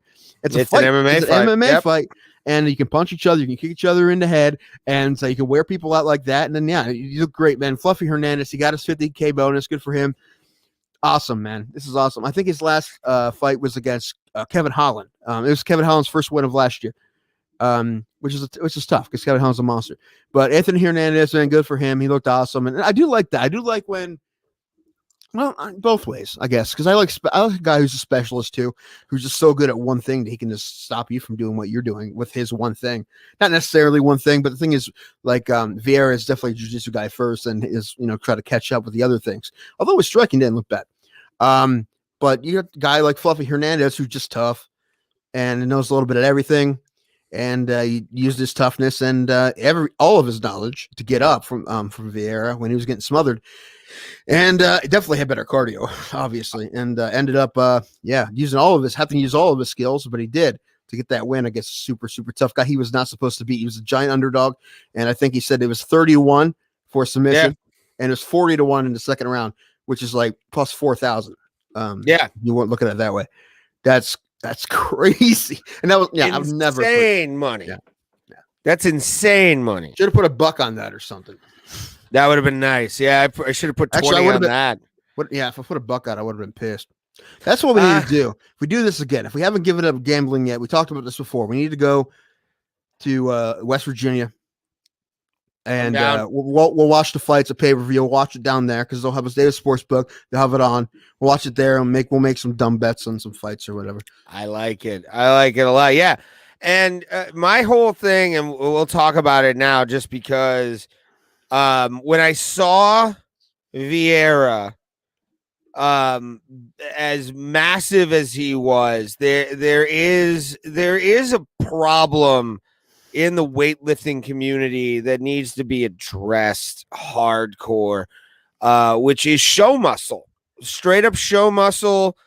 All you're doing is lifting weights, trying to be stronger, trying to be as big as you can. And there's a lot of MMA fighters like that. And I feel not that many anymore. There are. A lot less. There's definitely a lot less, but there's still a good contingent of guys who are just jacked to the gills and shouldn't be at all. Like some of them are natural, sort of, maybe like by Cuban level cheating. Who knows? Ngannou. I mean, Ngannou is a natural big man, but he gasses out fast. Well, he had to fix it, right? He had to stop doing any powerlifting at all because of he was gassing out. But he fixed that, which is why it's going to be a super tough fight for Stipe when they fight next month. But yeah, but my thing is I've always never been a fan of show muscles. A lot that's usually if you've weightlifted at all in your life, you know what a negative rep is. Negative reps actually build muscle a lot more, but there's no strength to the muscle because all you're doing is basically taking the weight and going like this and building the muscle that way. They're basically, if you take a dumbbell and you go like this and then just go down with it instead of up, you're not building the muscle in the proper way. You're not building the muscle in the strength aspect. You're just growing the muscle because you're putting a lot of tension on the joints and the what's the shit that tendons. A lot of bodybuilders will do negative reps because it makes them look bigger, but at the same time they can't even open a fucking jar of salsa. Those kind of guys exist in the world, and those are the guys that gas out a lot because they don't work on their cardio. They don't do that kind of stuff. Jiu-jitsu, yes, it's an amazing form of cardio. To be honest with you, I couldn't do half the shit I do now at my job if it wasn't for me doing jiu-jitsu as long as I have, because it keeps me going. It's I know that I've done, and also it's a mental thing too with your brain where you're like, okay, I can do this because I've gone 5 minutes or 10 minutes in the gym nonstop, moving, sweating my dick off, and I feel like a Mack truck just hit me. But when you look at show muscle, which Vieira had it, and so did, let me look at the gentleman. There was another show muscle case. Oh, It was Ian Heinisch. Ian Heinisch looked sick. He looked sick as hell when it came to like his physique and how he was. He looked really built, like he's about to go on a world of hurt. And what happens? 2 rounds, he looks slow as balls and doesn't know how to fucking do anything. These are hold on, yeah, but the third round he looked good, the best round he had. So I don't. Good for him. That's a weird Good for example, him, sir. with that. Anyway, Vera is Show also muscle weird. doesn't. But show muscle is how Rodriguez got that submission because of the fact that he wasn't focused on his cardio. You know, it's weird. I think it had to be something else. I mean, I think Vieira is a really weird example because this guy's been doing jiu-jitsu forever, man, and he's been. They brought it up in the commentary team of Show Muscle. Yeah, I honestly, man, I really think there had to be something else going on. Because he's been doing that forever, man. Yeah, but has he looked like that for forever, or did he just try and do like I don't know, power lifts? I don't know. And if he did, then it was dumb. He'll never do it again, right? But I don't know why he would. Like he knows his game is jiu-jitsu, so I don't understand. I don't know. Maybe someone told him that his frame was bigger. He needed to put more weight up. But I don't know. He's huge. I didn't need to be that big, especially you're a jiu-jitsu guy. You don't need to be that big. I mean, come on. Not at all. Everybody knows that. Anyway, I don't know. It was weird. And yeah, you're right. But there's a lot less guys. And a lot of those guys, you remember the old school guys, a lot of them were probably juicing anyway. So I don't know. Alistair Overeem is a good example of show muscle, but he had the power to go with it. Yeah, and he was also super skilled right now, right? And he's had multiple 5-round fights, and it's different. Well, GSP years ago had this really, I remember an article that he said that the only reason he lifts at all is for aesthetics. And that's not good. Well, I never really been. It's not good at all. He only does it a little bit, but just for sponsors and stuff. So it looks good with his shirt. I mean, you see the pictures of him lately. He's not very big at all. He's real lean. I would rather look like this on the cover of a fucking On It website than look like GSP. Win is a win is a win, man. Our dude Derek Lewis is the sexiest man in fighting, and he's about to DC. And I love when DC calls himself fat. It's hilarious. But yeah, he's the man. He was always have a guy, even at 205, man, and he wasn't fat at all. Just his shape, and just like this guy, just roly poly as a motherfucker, man. But he was a monster. And that's the thing, man. You have to look at like body types. A lot of people think like, oh, I have to have this body type to do this. It's like, no, it's just apply yourself and fucking move, dude. Right. Like, you know, my friends will say all the time, they're like, if somebody in a street fight, a guy who's like a just jacked bodybuilder dude, and there's a dude who's like in decent shape, but he has a gut or whatever. He's like, maybe if both of them had the same skills as like fighter, right? Like the big jacked, he's probably got to gas out quicker, right? I have dudes who are friends that are really into fitness and weightlifting, and I don't pay attention to anything they do, obviously, but and I also have friends that are fighters, and it's like the ones, you know what, and the ones that pay most attention to the fitness and bodybuilding aren't fighters. No, or at least the one fought once too. But a lot of them are cardio. A lot of jiu-jitsu or a lot of MMA fighters, it's mostly cardio. I mean, it's efficiency, right? It's like it doesn't matter what you look like. It doesn't matter. Your body has to be strong enough and efficient enough for what you're doing. What you're doing is a lot of different shit. So yeah, but yeah, you're right. Most guys, but there's also guys like Francis Ngannou and Overeem now. I mean, if he's not on shit, you know, he's a big beast. He has a little bit of a punch now, but Ngannou is just a monster. Ngannou is a fucking savage. You know who else is a savage, sir? Me. No. His name. No? His name says it. Remember his name. Remember the man. Oh, this is the one fight I didn't watch. Oh my God. Bilal Muhammad, one of my favorite human beings in the world. I love Bilal just based on his fighting skill and his name. I'm going to say this. He is tough. He's going to probably get a real tough guy next. He's ranked in the top 15. He's probably going to get another top 15 guy. What is this, welterweight? Yes. I don't know. How's he doing? I need someone to fight Leon Edwards. Talk about that in a minit, too. We need to talk about that as well. You're talking about Bilal Muhammad's fight because I didn't see it. Bilal Muhammad. I'll be right back. Pardon me for just ass kissing here, but Bilal Muhammad is the shit. I'm going to put it on myself. Those of you that didn't watch the Bilal Muhammad fight, you all need to see a man who is just a crazy. And we talked about efficiency. He is the epitome of striking efficiency. 3 rounds this motherfucker went and just looked dominant the entire time. Let me bring up some of the stats right here for you to see. Outstruck Diego Lima 136 to 70, 129 to 69, and one takedown, which I think won him the fight. Just looked like a complete beast of a human being.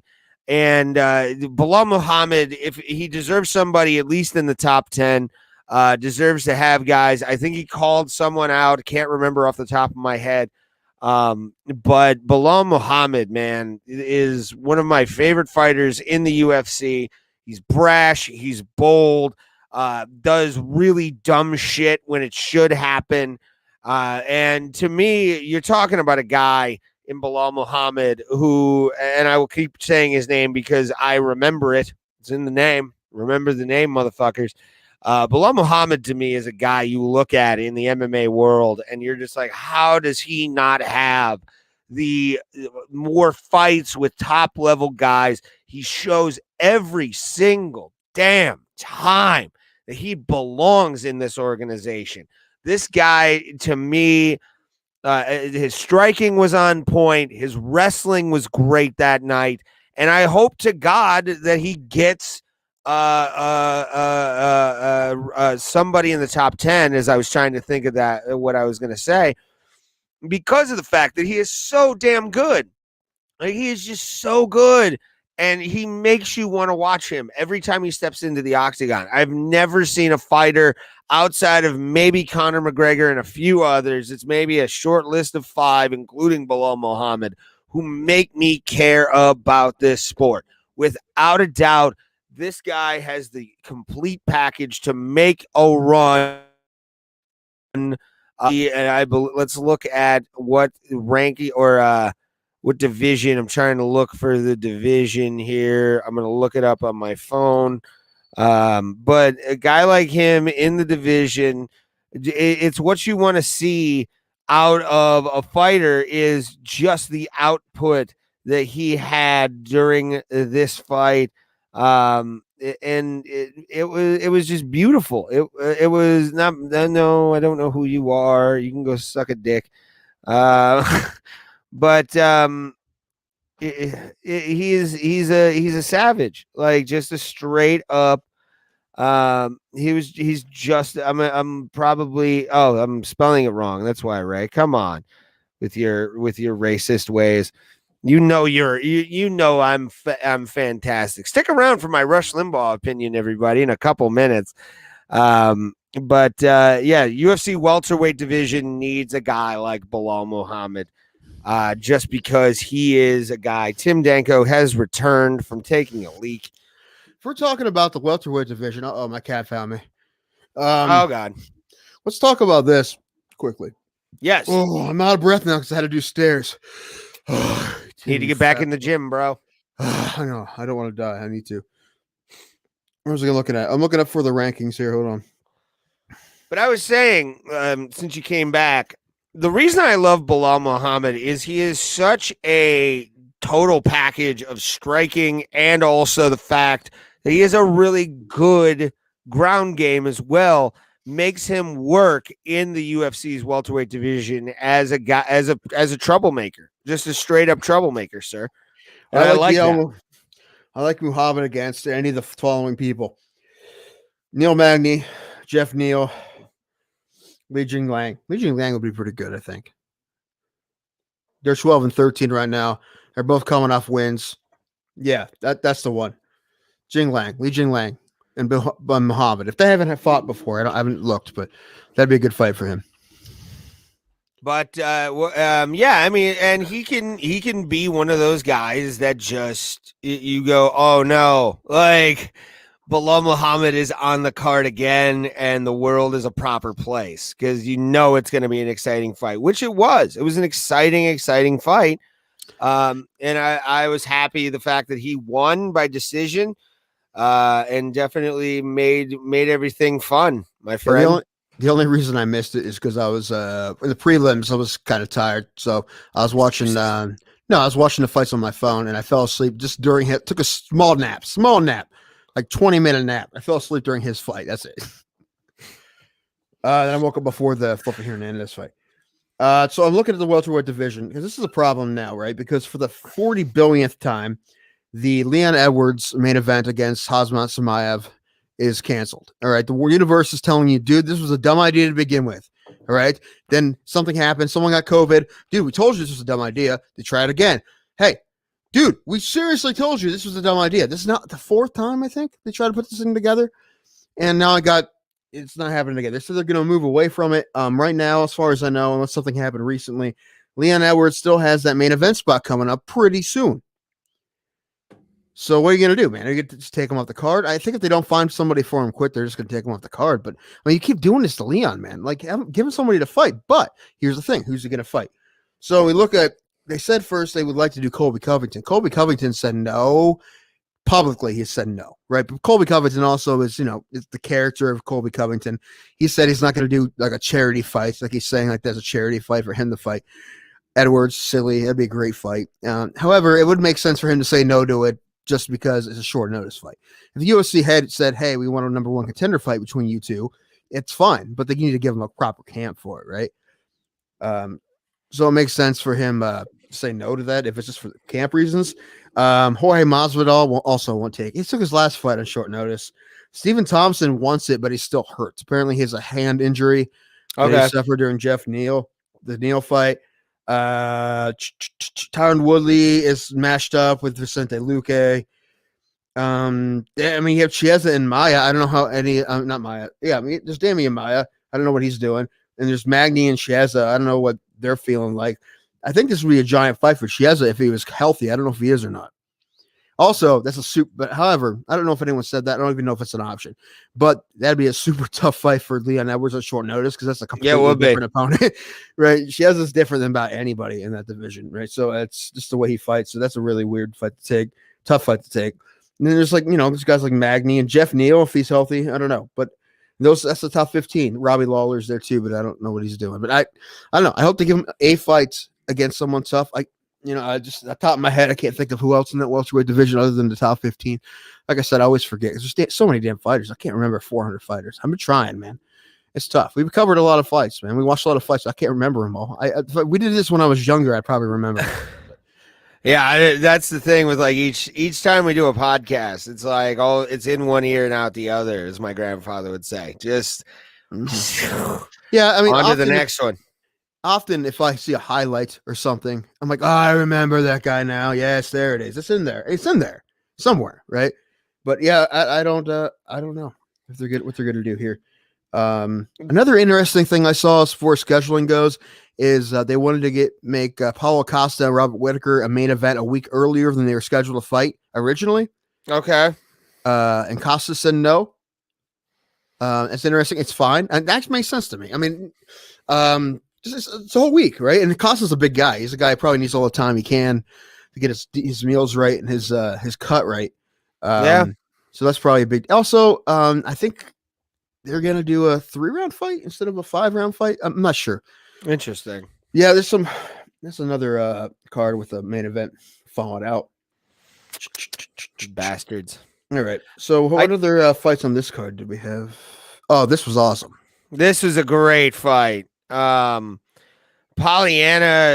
Vienna versus Mallory Martin, and Pollyanna just really showed her ground game to a level that I didn't think she had.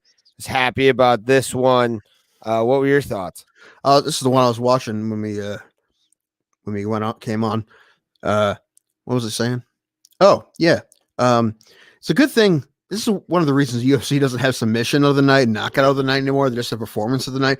Because try to pick between like this one or Fluffy Hernandez, just because of who he beat, and Marquez, right? It'd be impossible, right? But probably the slickest one may have been this one.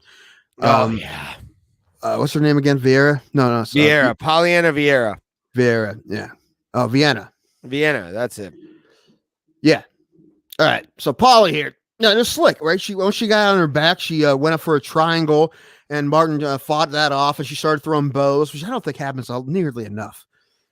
Our dude Andrew Lowe is really great at that too, because he likes triangles, and he always throws that bony elbow in your eyes, if you're working for that that triangle. But then she eventually transitioned into the armbar, and the armbar was super awesome, sweet. Good for Martin for fighting it off. But the thing is, often, if you fight off a triangle, maybe the armbar is going to be there, or maybe you can switch to a Plata or whatever.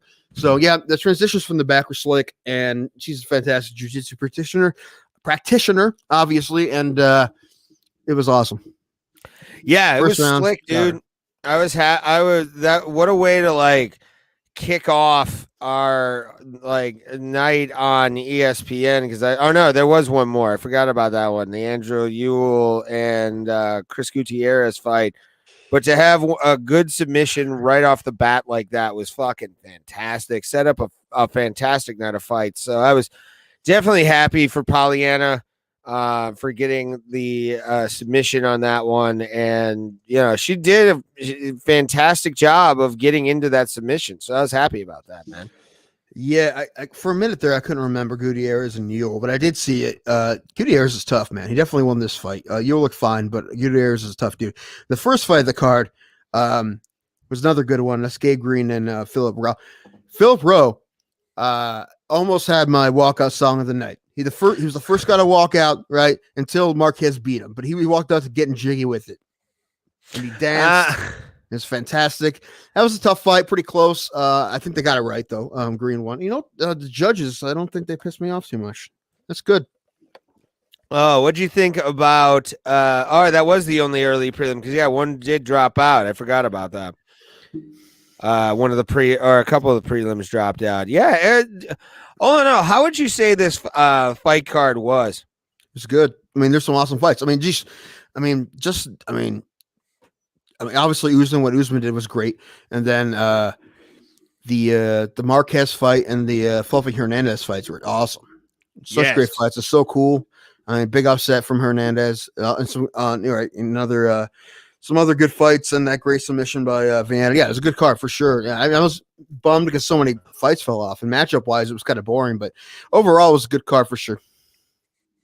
Yeah, it was definitely a sleeper card. I kind of predicted that it would be. And sleeper cards to me are always the more fun cards to watch, just because of the idea that nobody really sees this stuff coming, and nobody really understands, like, oh yeah, it's MMA. It's not like boxing where you can see a clear one or two winners on a card. MMA is just perfect for just beating expectation and making people go, oh fuck, why did I bet on this? Like we did. Yay. Here's some crazy news. Who would have thought this? UFC breaking news prelims dropped significantly in the ratings compared to 257. Actually, when I read this at first, I thought it said just the card in general, but the prelims. Yeah, because people were excited for the Conor fight. It's the same reason. Yeah, that's not surprising. Yeah, people buy the card. They're not going to really watch the prelims a lot of times because they're doing other things during the day. Yeah, if they have people over and stuff, you're hanging out with people. You just really pay attention to the fight you paid for. What am I looking for now? Okay. Brian Caraway. Remember Brian Caraway? He was charged with 4 felonies. Name sounds familiar, yeah. Yeah, he was a bantamweight. He was a good bantamweight. He was like top 5 at one point. Yeah. Guess he stole some shit from people. That's fun. Oh my gosh. Let's talk about this right now. Breaking news. Breaking news. We were talking about your guy. And we're talking about 2 things we're talking about. And we didn't even pay attention. Look at this. All right, we're wrapping up our news here. We're getting everything's full circle. We talked about Bilal Muhammad. Talked about Leon Edwards, who he's going to fight. Guess who he's fighting? Yay! Here you go, man. Muhammad is moving up to take on Leon Edwards in the main event on March 13th, which is very soon. So good for him, man. That's our fault for not looking at that beforehand, but we got you. It's a couple minutes late, but we got you. I'll be watching that the next day because I will be hosting for John McClellan that weekend at the Funny Stop Comedy Club. FunnyStop.com. No one cares. Agreed. I might come up when you work with Berg because I don't know. Problem is, I don't know. That'll be a third. That's Thursday, March 4th. Yeah, probably. Well, you know what though? Usually when I go up, I like to go up when there's 2 shows, so I have a better chance of getting up. But we'll see. It's true. Well, I have a decent chance on Thursdays too. Let's talk about this now. We got a couple things that I want to talk about, and I have some opinions on the last. Also, man, we gotta talk about the Saturday's card too. I actually have that pulled up. If you want to get into that, and then we'll hold off on our last 2 subjects. Honestly, I don't talk about it. Yeah, I don't have a whole lot to say. Let's just go where we're going, and we'll see what we're doing on this card because I don't have a whole lot to talk about in these fights. We'll talk about the I want to talk about the first. Yeah, just let's talk about this one first. It's the main event coming up this Saturday from the UFC Apex in Las Vegas, Nevada, right down the road off of Route 251 in Las Vegas, Nevada, or 215. I can't remember. But 2 titans of the heavyweight division are going to be going at it. Derek Lewis and Curtis Razor Blades will be taking on each other in a heavyweight showdown. I'm actually going to pick Derek Lewis in this fight. Curtis Blades, obviously the faster guy, the more skilled fighter. Derek Lewis, more of a street fighter. More of a guy who will just throw his bombs and make you pay for it if you run into it. Has some kicks, no cardio. Hopefully he's worked on that. A guy like Curtis Blades can wear him down quickly with the proper amount of avoidance and just conserving energy. Who do you got in that fight? First of all, Lewis is a really big underdog. He's a plus 320 underdog. Blades is a minus 435 favorite. That's the first thing I want to look at. Now I want to look at Lewis's record. No, I also have Lewis, but this is the thing. You say he's a street fighter. Well, hold still, sir. Hold still. Did you remember what happened when he fought Olenek? Olenek, some fantastic jiu-jitsu guy, right? Gets him down. He weathers the storm. He knows what he's doing down there. I'm not saying he doesn't know what he's doing. Right. You say there's no cardio. That's not true either. I'm trying to pull up his record. I mean, look at some of his previous fights, sir. He even said after Joe Rogan asked him about fighting for the heavyweight title that he needs to get his gas tank in order. He has to a point, but I mean, everybody loves the doughy gorilla because of the fact that he is a doughy gorilla with power. And I'm actually pissed off that you kept talking before I could pull this up. Well, I'm sorry. I have opinions. I'm not it's the United States of America, sir. What? No, it isn't.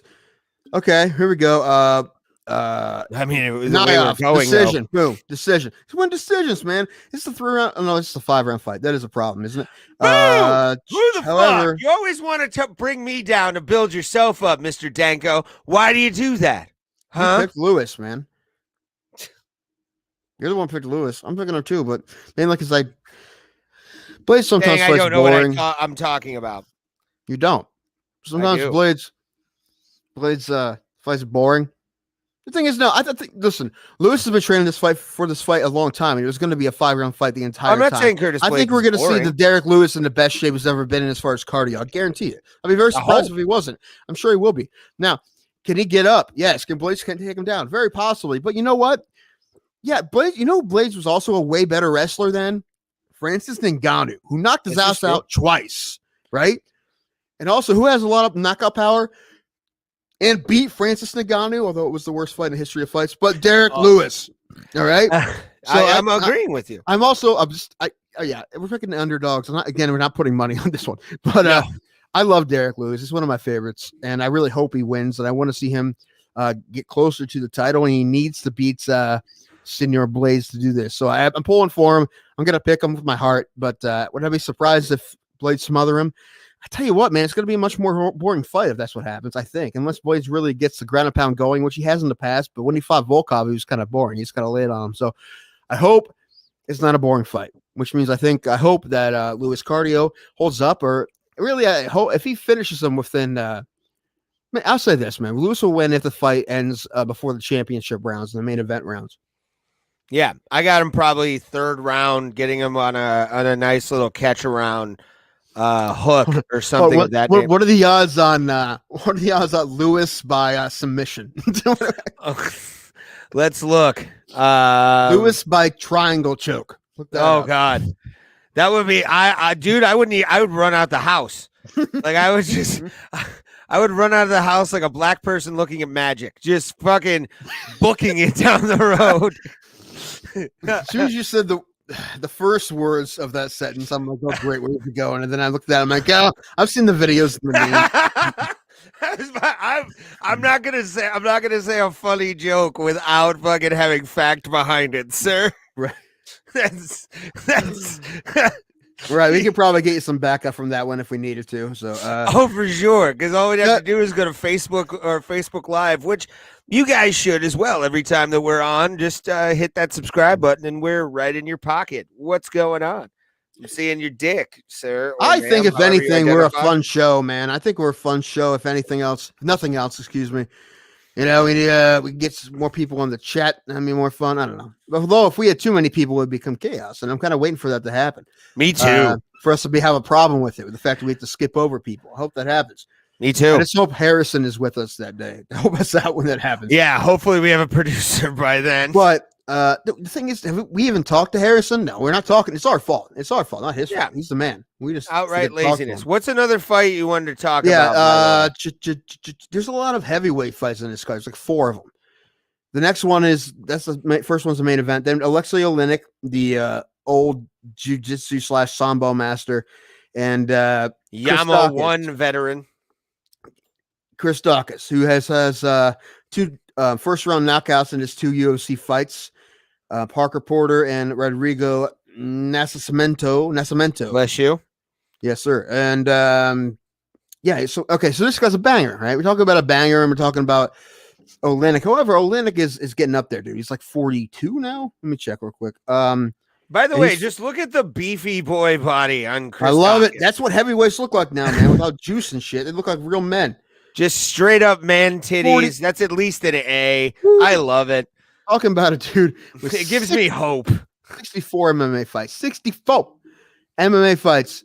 And Dawkins only has 13, but his last 2 fights were knockouts.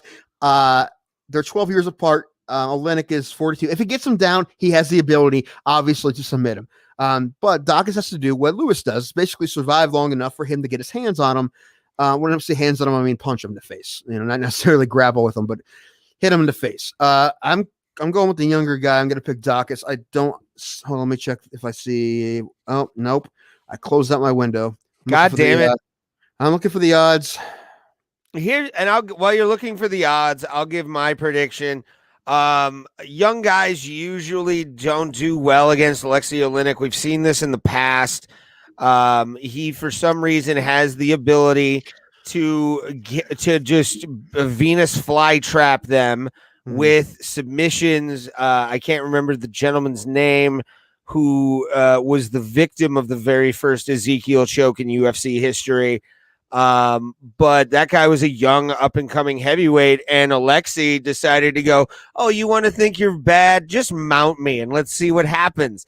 And that's why I'm picking Alexei Oleinik, is just the sneakery that little Russian bastard has is so good. He's like a KGB agent. He just moves in completely and secretly, and then at the end he's snapping your neck in the hallway of fucking Fort Knox. Like, I love Alexei Oleinik. He may be on the DL like Chuck Barris, man. He might be an assassin and no one and hiding in plain sight. Who knows? Fuck yeah, he's taking some dude into a car that has skis in it and just garroting them with a wire across their neck. Yeah, we saw the movie, but I love that movie. I watched it with my brother the other day. He was here. I'm like, you want to watch this movie? He's like, is it good? I'm like, I like it. He's like, is it true? I'm like, I don't know. I'm like, according to him, it is, but like, according to everyone else, there's no.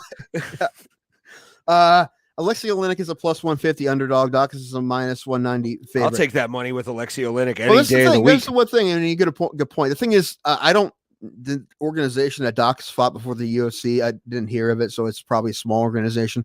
I highly doubt he's fought anyone with the ground game of Alexei Oleinik. So the thing is, how prepared is he, and how calm is he going to remain if he gets in those bad situations? His Lennox last fight with Lewis has been in bad spots before, and he stayed calm, although he was breathing like a gorilla, and he ended up getting out of this situation and knocking him out. But Lennox also is getting old too. I don't know. I'm giving Douglas the benefit of the doubt. However, I wouldn't put money on him. I mean, he's not an underdog. Excuse me, he's a favorite. So then we'll do Eddie Wineland's back. He's fighting John I saw that. Castaneda.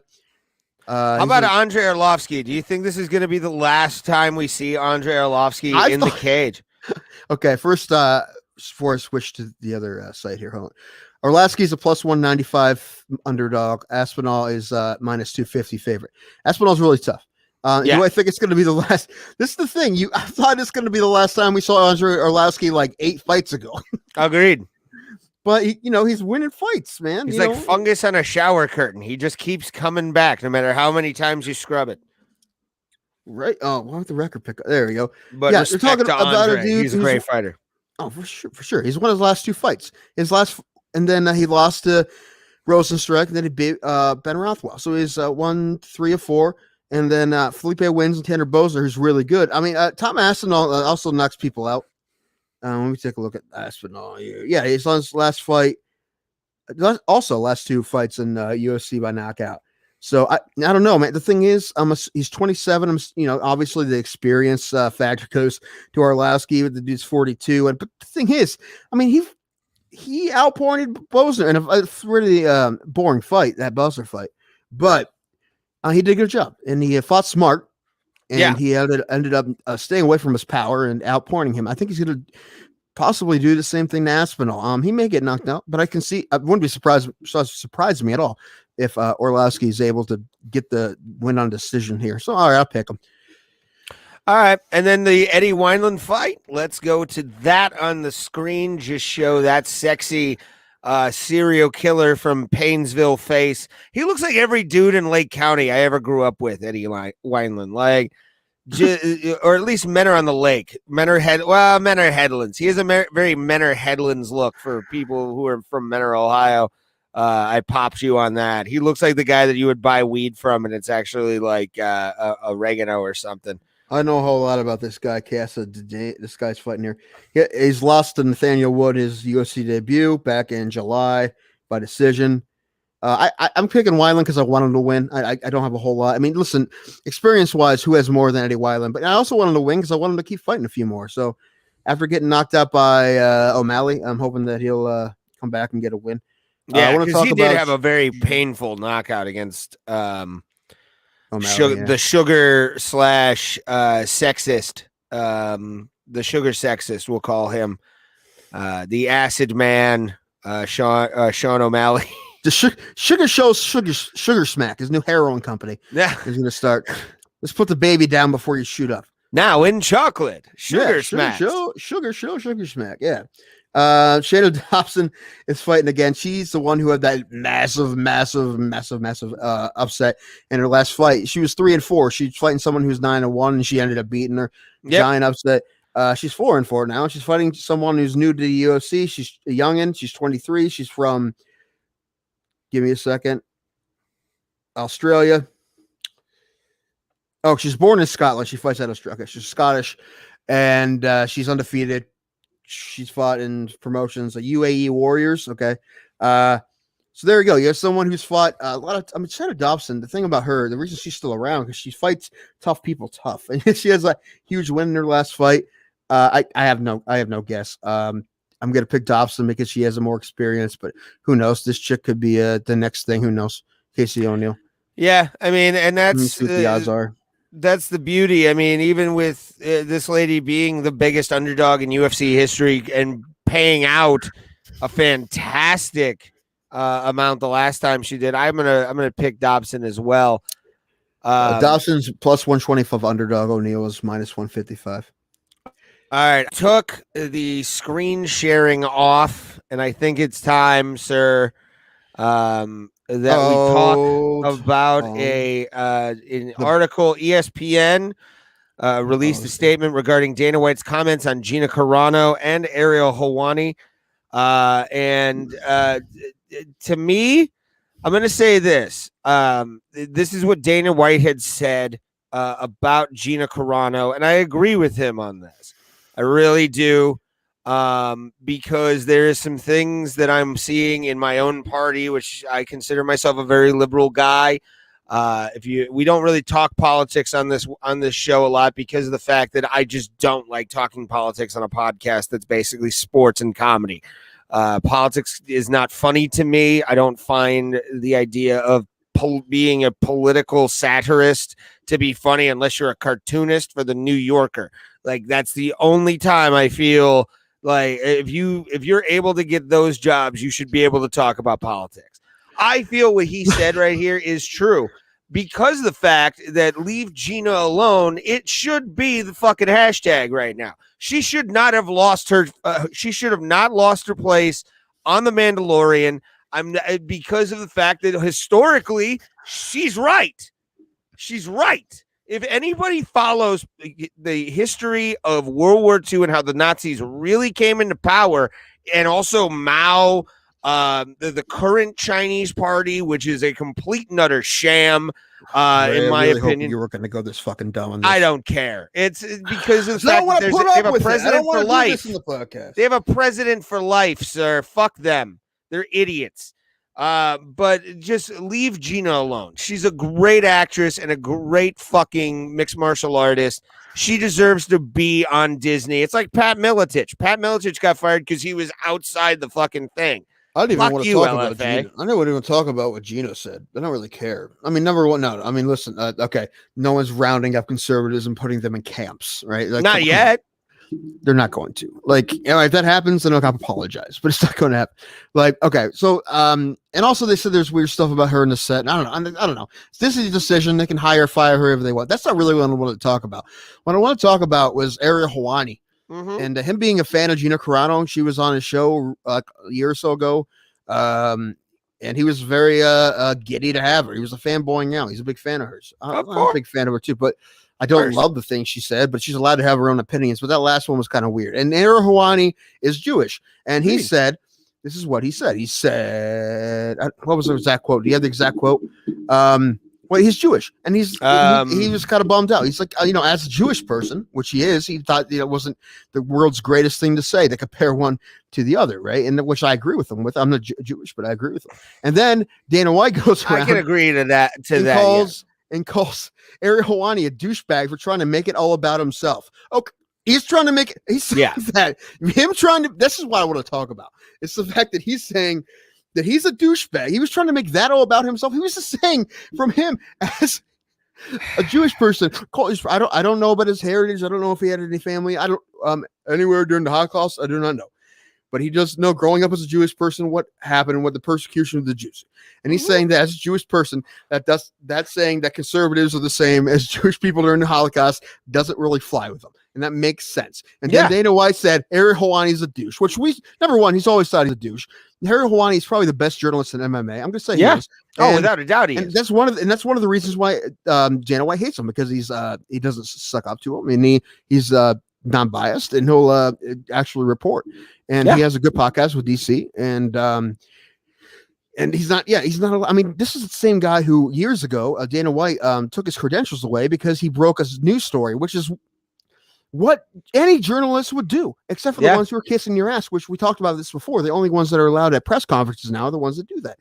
To Dana White. That's why he's not allowed there. But also at the time, Helwani was with a small place media company, and now he's with ESPN. So he has the biggest umbrella you could possibly have behind his back. So White said, I can't believe he tried to make it all about himself. Was not trying to make it about himself. He's trying to make it all about all the thousands of Jews that got persecuted. That's who he's trying to make it about. Dana White, man. Listen, you wonder why people think your sport's a bunch of meatheads, man. Like, listen, it's funny. Like, all these guys are trying to make it not that anymore, but showing the real martial artists and things. And then you have the boss saying dumb shit like that. Dude, come on. And he said that he was a douche for that. Yeah. And then ESPN, so many people on ESPN came to Ariel Helwani's defense, saying he's a great journalist, this, whatever. What Dana White said is ridiculous. Other people were saying, like, dude, when it comes to some of the things Dana White says, he's still in the dark ages, man. They're still he's keeping MMA in the Wild West the way he just talks about things, does things. Okay, you know what? He's a good boss. He does a lot for the sport, obviously. But dude, come on, man. Like that, dude. Agreed. No, dude, that was so dumb. I'm not even, like I said, I don't want to even talk about what Gina said. I'm talking about what Ariel said, or Dana said about Ariel. I like Gina, and but honestly though, like I do agree with you on that. He's not making it about himself. And I've known many Jewish people in my life. One of my dad's oldest customers when he was doing pest control was actually a yeshiva. So I grew up around that whole thing with reverence for the thing. And to say that he was just making it about himself, that's bullshit. If you fucking pay attention to history, if you pay attention to history, they're allowed to do that because they were and for millennia have been persecuted. And to the idea that you're making it about yourself, no, he's just educating people about the history of what happened to the Jewish people, especially in the Holocaust. Listen. I mean, I've met Holocaust survivors. They're the nicest, most amazing human beings because they've been through bullshit their entire lives. It's gross to just say that about somebody and say, "Oh, he's making it about himself." Go fuck yourself. And that he's a douchebag because he's saying that as wow, really, that's what makes him. Okay, yeah. The thing is, you forget that he just tastes the guy to begin with, but this just makes him look really ridiculous. This is a straw. It's really ridiculous. That broke a camel's back. Also, I mean, for us being an MMA podcast, where we don't go too hard into, we tell our opinions on stuff, but like, it would be a lot easier for us to just be like, we love Dana White. Maybe we'll get him on the show the whole time. I guess what saying stuff like this is not going to help us, and we probably will never get him on. That's fine. Well, I'll go on because I don't want to just pretend like I don't have opinions about things he says. That was really fucking stupid what he said. Extremely, and I will go on record and saying I've met Dana. He was nice to me. Well, I'm sure to be nice to me too. A lot of his decisions have been bad. I'm not going to say that they weren't, the greatest things ever. I've met him. Wonderful guy when I met him. Obviously, he's out in public and he has to keep up an image. Right. But, say those things, you fucking retard. Like, what are you fucking doing? Some of the dumb things he says is just kind of funny, like that pat in the back video he made about starting to fight. That's just funny. Still the greatest thing I've ever seen. Right. That's hilarious. That's funny. But saying Rouhani's a douche because he's trying to make something all about him. Really, he's trying to talk about Jewish persecution. And saying it's all about him. Really, it's all about him. Really. You're a Boston Irish Catholic kid. Shut your fucking mouth. Right. That was the exact same thing when he was saying that he has the same head injuries as like guys who have fought for him for years. Because he has Meniere's disease though. Well, that's a little different. I mean, but I'm just saying because he did a little bit of boxing or whatever. He says it's exactly the same as like anyone else who fights for him. Dude, come on, man. You're smarter than that. And he's done a lot of great things for the fighting and for the sport. I understand that. And it wouldn't be where it was if it wasn't for him. Yes, but he's still saying dumb stuff. And that's really a super dumb thing that he said. It's just poor form. And yeah, and it really is. What I really like is that ESPN really backed up Ariel Helwani, which is good. So as they should. Because that's his guy. Because I mean, he can cover their sport for them, and it doesn't matter if Dana White likes him or not. Look, every other sport, there's the commissioners or the owners or the players don't like certain journalists, but they don't shut them out. Only UFC does that.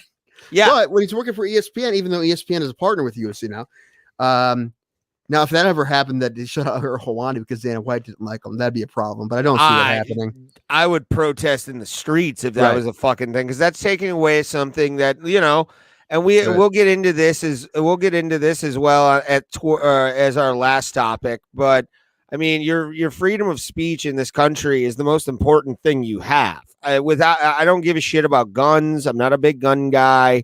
If you want to ban assault rifles, feel free, because it's done a lot of problems for this country in the past couple decades.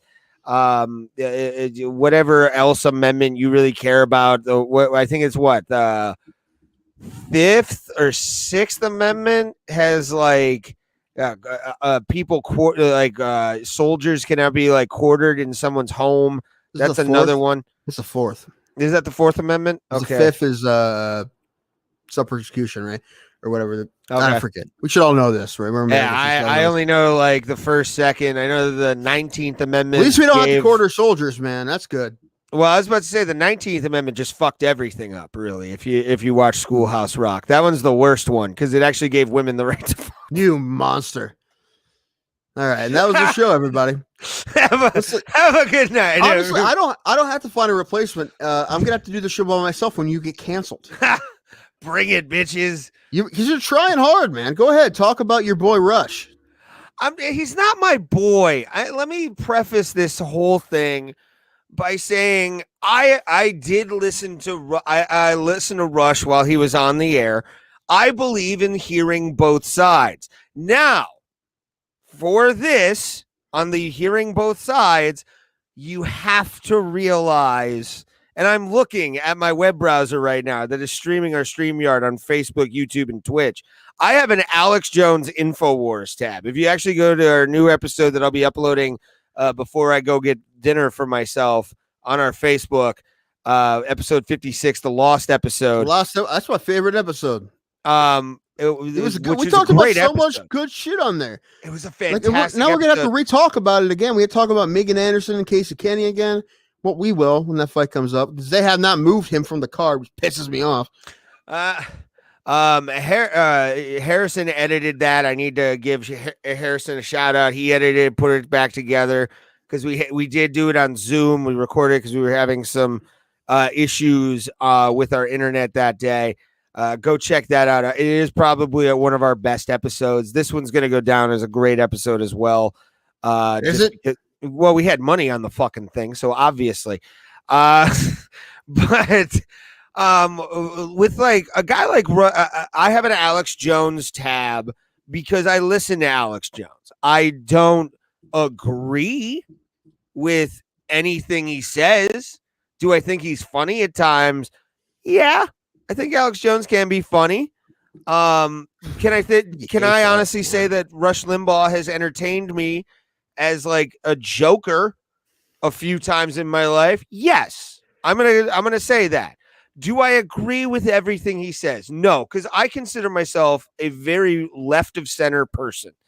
I pro-abortion, anti-religion, completely for the idea of Roe v. Wade.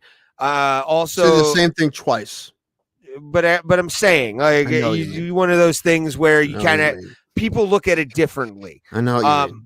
And it's one of those, and even Brown versus the Board of Education. I don't think anybody should be segregated for education at all. Like, that's completely retarded. Like, if you think you're white, is anyone trying to bring that back? I mean, if you talk to people in the South, maybe. I wouldn't be surprised if you told me Rush Limbaugh said it. No, he was never that I remember against Brown versus the Board of Education. But like a guy like him was a fire starter, a dude who basically was the voice of the Republican Party for decades upon decades, and what should have been allowed to say the things he said. Now, the cancellation of him off of Monday Night Football and ESPN. I remember that. I don't remember what year that was, but I was in school. I know that, but I was watching it live when he made that comment. And it was then, which you could get away with more then, but not a ton. I was watching it, and he made those comments about Donovan McNabb, and I'm like, and like I said, I'm a school kid, and I'm like, what? Yeah, like, can you say that? And then when I heard he got fired, I'm like, that makes sense, because I was kind of like, I was watching by myself, just kind of like, what is? I'm like, can he say that? Because he said something about African American quarterbacks, and I forget exactly the wording, but it was weird. I'm like, can you say that? That was weird. And he in a lot of what he had said during the 2000 and even 8 primaries, where he actually got a bunch of, or he encouraged Republicans to vote as Democrats so Hillary wouldn't get in as the nomination, because I mean, and I'm not a Hillary fan. I'm not a Hillary fan at all. Well, that's actually kind of funny to me. Yeah. Of all the things, that's a little funny. He called it Operation Chaos, was the name of it. But a guy like him, who is just nothing but a torch he for the right, and I'm not saying a torch in a good way. Like, he was definitely somebody who there was a lot of hate coming out of his mouth.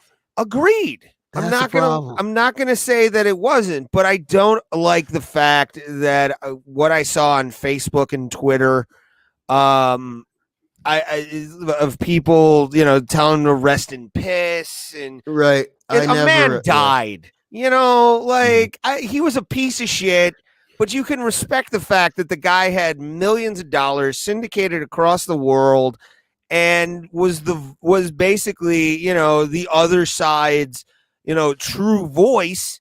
You can respect that. You can not respect him as a person, but you can respect his work ethic and how he did everything. Well, and you don't even what I'm saying, because we don't even have to respect that because of what he did with it. Or you can say, like, yeah, you got all this, you got this notoriety and this big audience, but look what you did with it.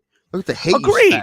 With I'm it, not right? saying that, but I think there should be a monicum of respect because he did deal with cancer for so long as well. This is the thing.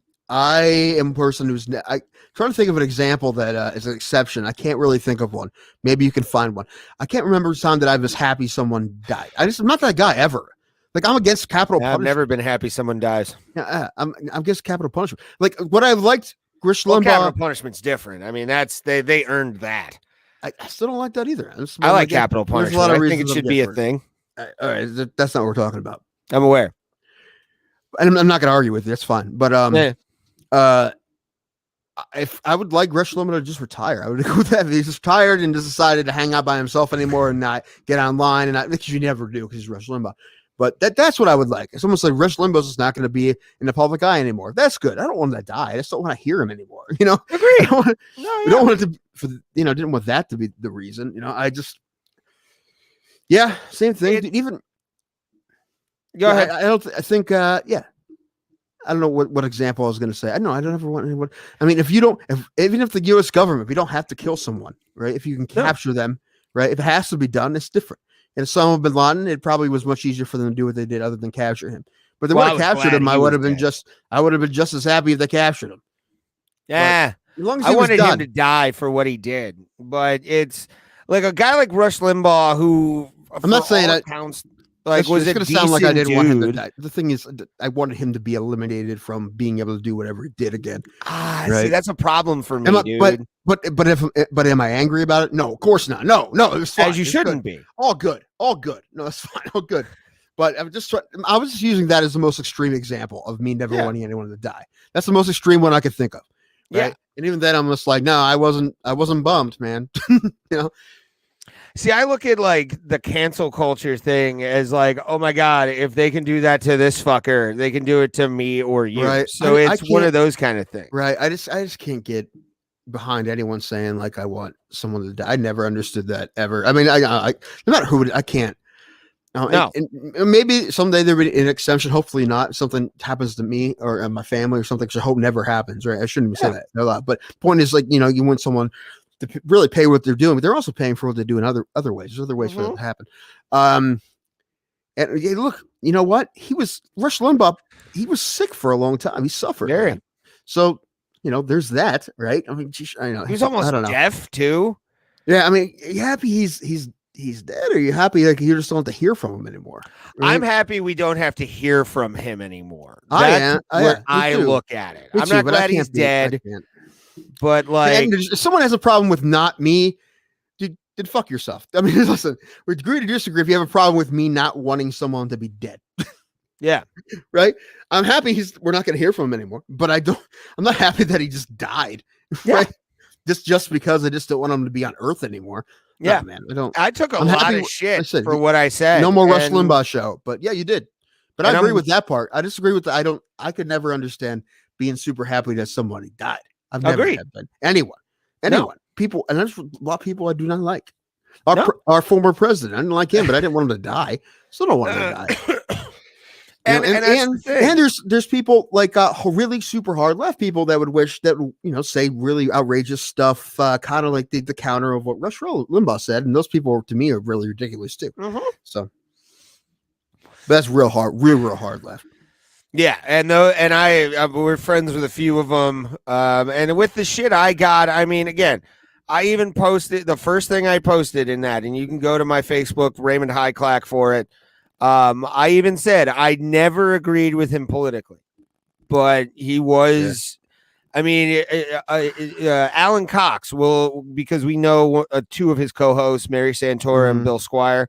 Even Alan Cox, when he announced that Rush Limbaugh was dead, was like, I'm uncomfortable with the I'm glad he's dead, but it's the I'm glad he's gone idea of it, to paraphrase kind of what he had said. Right. I feel like a monster saying, I'm glad he's I'm not at all. I'm not. But am I glad that he's no longer going to be on the radio and no longer have to hear about the ridiculous things he said and some of the really hateful things he said? But he did spit a lot of hate. Oh, yes, he did. And I'm not going to discount anything that he said or did. Homophobic stuff. I mean, during AIDS, he was like Michael J. Fox.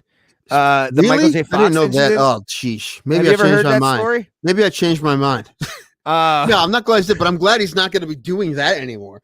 But I didn't have to that for no. I'm not glad because I'm not the person who's going to be like someone's dead. So whatever.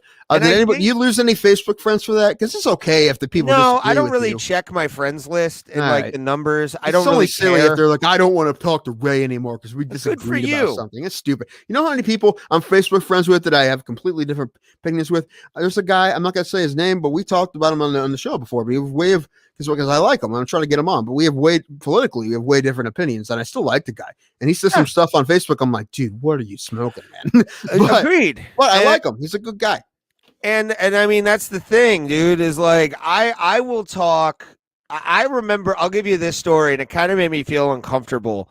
I was on a boat in Lake Erie with an ex-girlfriend and her friends, and one friend's dad was driving because it was his boat. And he had like bandage on his hand, and he was like, I told people that I punched a Democrat. Like, you're a person I don't want to be around because you're just a dick. Like, I can talk to anybody regardless of if you have a Trump sign in your thing. I might break a beer with you just to figure out why, but at the same time, you just got to be able to read people instead of fucking being like, fuck this guy because they're Republican or Democrat. Like, we're all people. I watched a Browns playoff game in the garage. A guy who had multiple Trump flags all over his garage. And I like that guy a lot. He's a good guy. I'm going to see him again this weekend. I love that dude. He's a really good dude. Yeah. We just disagree on something. And that's cool. I'm fine with that. We're just going to talk about it. Not worth it. My friend John and his dad. His dad is a staunch Republican, and I talk to him all the time because he's like an uncle to me. And it's like, okay, I mean, we have this disagreement politically, but we can find common ground on certain political views. Right. I'm the most liberal person in my family by a long shot. I mean, I'm probably the only one that even leans left in my family. Me and my brother are the two liberals. Right? Yeah. I consider myself liberal because of my views on certain things. But not a leftist though. I was going to say, but I mean, as people who we both suffered depression, right? And I feel like just cutting people out of your life just because you disagree about one thing. Yeah, I think that seems like a really lonely, sad existence. It is. It really does. So I'm like, I love my grandparents to death, and we are definitely on different sides of this stuff. And every once in a while, when we're talking, something will come up, and we'd be like, okay, maybe we need to stop talking about this. Yeah. Like, okay, I love you. Bye. Yeah. And that's how it should be. It should never be glad somebody is, dead unless they did some, stuff to you in your childhood in a barn or something. Then you can wish death upon them all day of the week. I'm fine with that. But don't give me shit for not being happy that somebody died of cancer. Really? Yeah. Come on, man. It's even, and we'll end on this before we give our goodbyes. Did not like the guy. Said a lot of stuff that really pisses me off. It's sick and gross. Yes, Pete from the Funny Stop left a comment. I did see that. That was funny. It was, and the fact that he even was like on sort of the same wavelength as me was awesome. Where he was like, a man died. That's he just died. Give it 3 weeks. I'd say talking about a guy. Well, Pete also said that he didn't listen to him or know him, but Rush Limbaugh is a guy who would have hated Pete. Yeah, just from where he was from. Yeah. Probably. That said, I've watched the Iron Sheik documentary last night. How'd you like it? It was so great. good, right? It was so good. And then right after I followed him on Twitter, and he's now my second favorite follow on Twitter after E6. It's so good. I think now he probably gets that thing ghostwritten, but it's in the Sheik voice. Oh, it's all caps. probably somebody typing for him for sure. Yeah, it's like, hey, Alanis Morissette, I got one hand in my pocket and the other one's giving a choke slam. That was when he got on Twitter. I'll let never me pull him up forget. today, see what we got for him today. And have I ever told you my Iron Sheik story? I think I have. Where he was like trying to work me for an Iron Sheik doll from LJN from the 80s. And he had me sit next to him at a roller rink in Painesville, Ohio, so he could be like, little boy, you are so good. Oh my God, she can take care of you. And he's gonna make sure you get autograph and all this stuff. My dad even came over and was like, what the fuck are you doing? And even the Iron Sheik looked at my father and was like, your boy, he great boy. He's such nice man. And my father just looks at me and then looks at the Iron Sheik like, this isn't happening, but I will let it go for right now because it's the Iron Sheik saying this. Yeah, that's funny. But like even the one wrestler, Dick Trimmins, shout out to Dick Trimmins, one of my favorite local Ohio wrestlers. Hopefully he's doing well. That's a great name. Oh, he used to come out to Let's Get Physical by Olivia Newton-John and throw Twinkies into the crowd. What was his name? Dick Trimmings? Dick Trimmins, and he was a fat workout guy. Was that is it a wrestling name? Yeah. Okay, because Dick Trickle was a real NASCAR driver. So. Yeah. It's my favorite NASCAR driver based on his Dick name. All right, this is I will read one Sheik tweet. This is from today, 8 hours ago.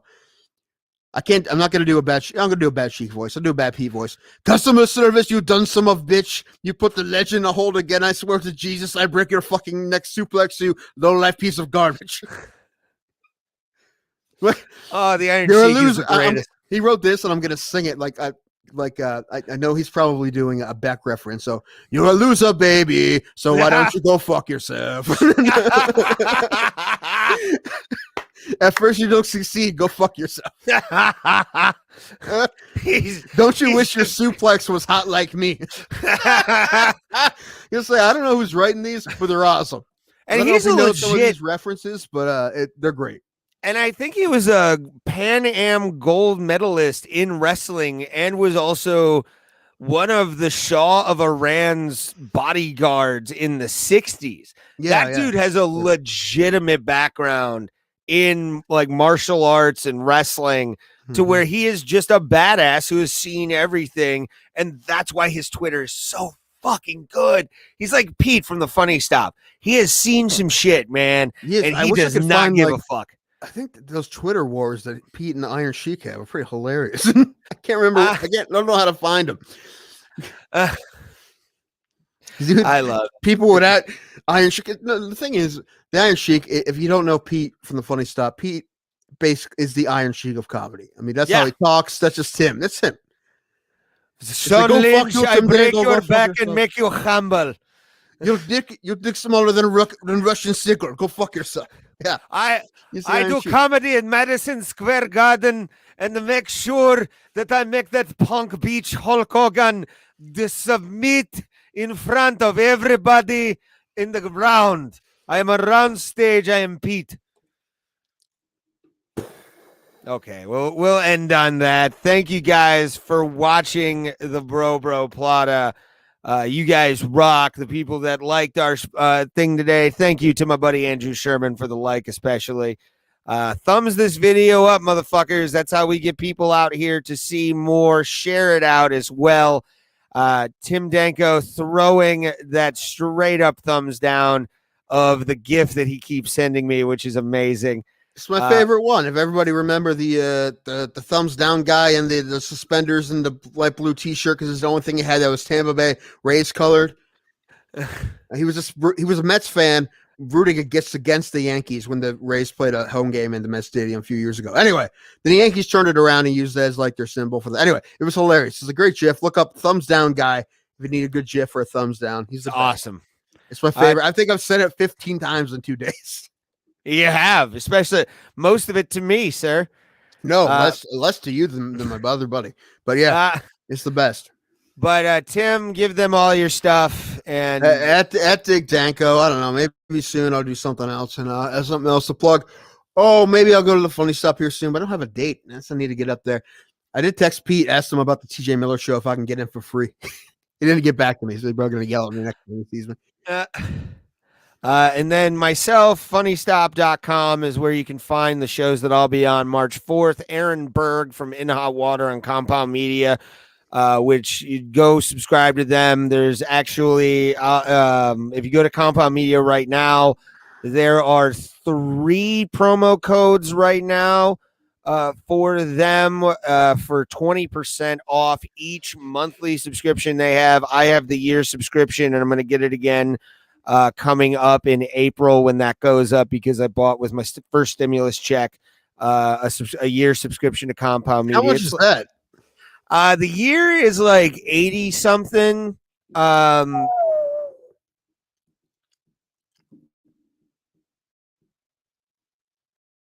Did you freeze on me? All right. Well, just in case Ray froze on me, then we're gonna end this bad boy. For Ray Hackluck, I'm Tim Danko. Later, fools.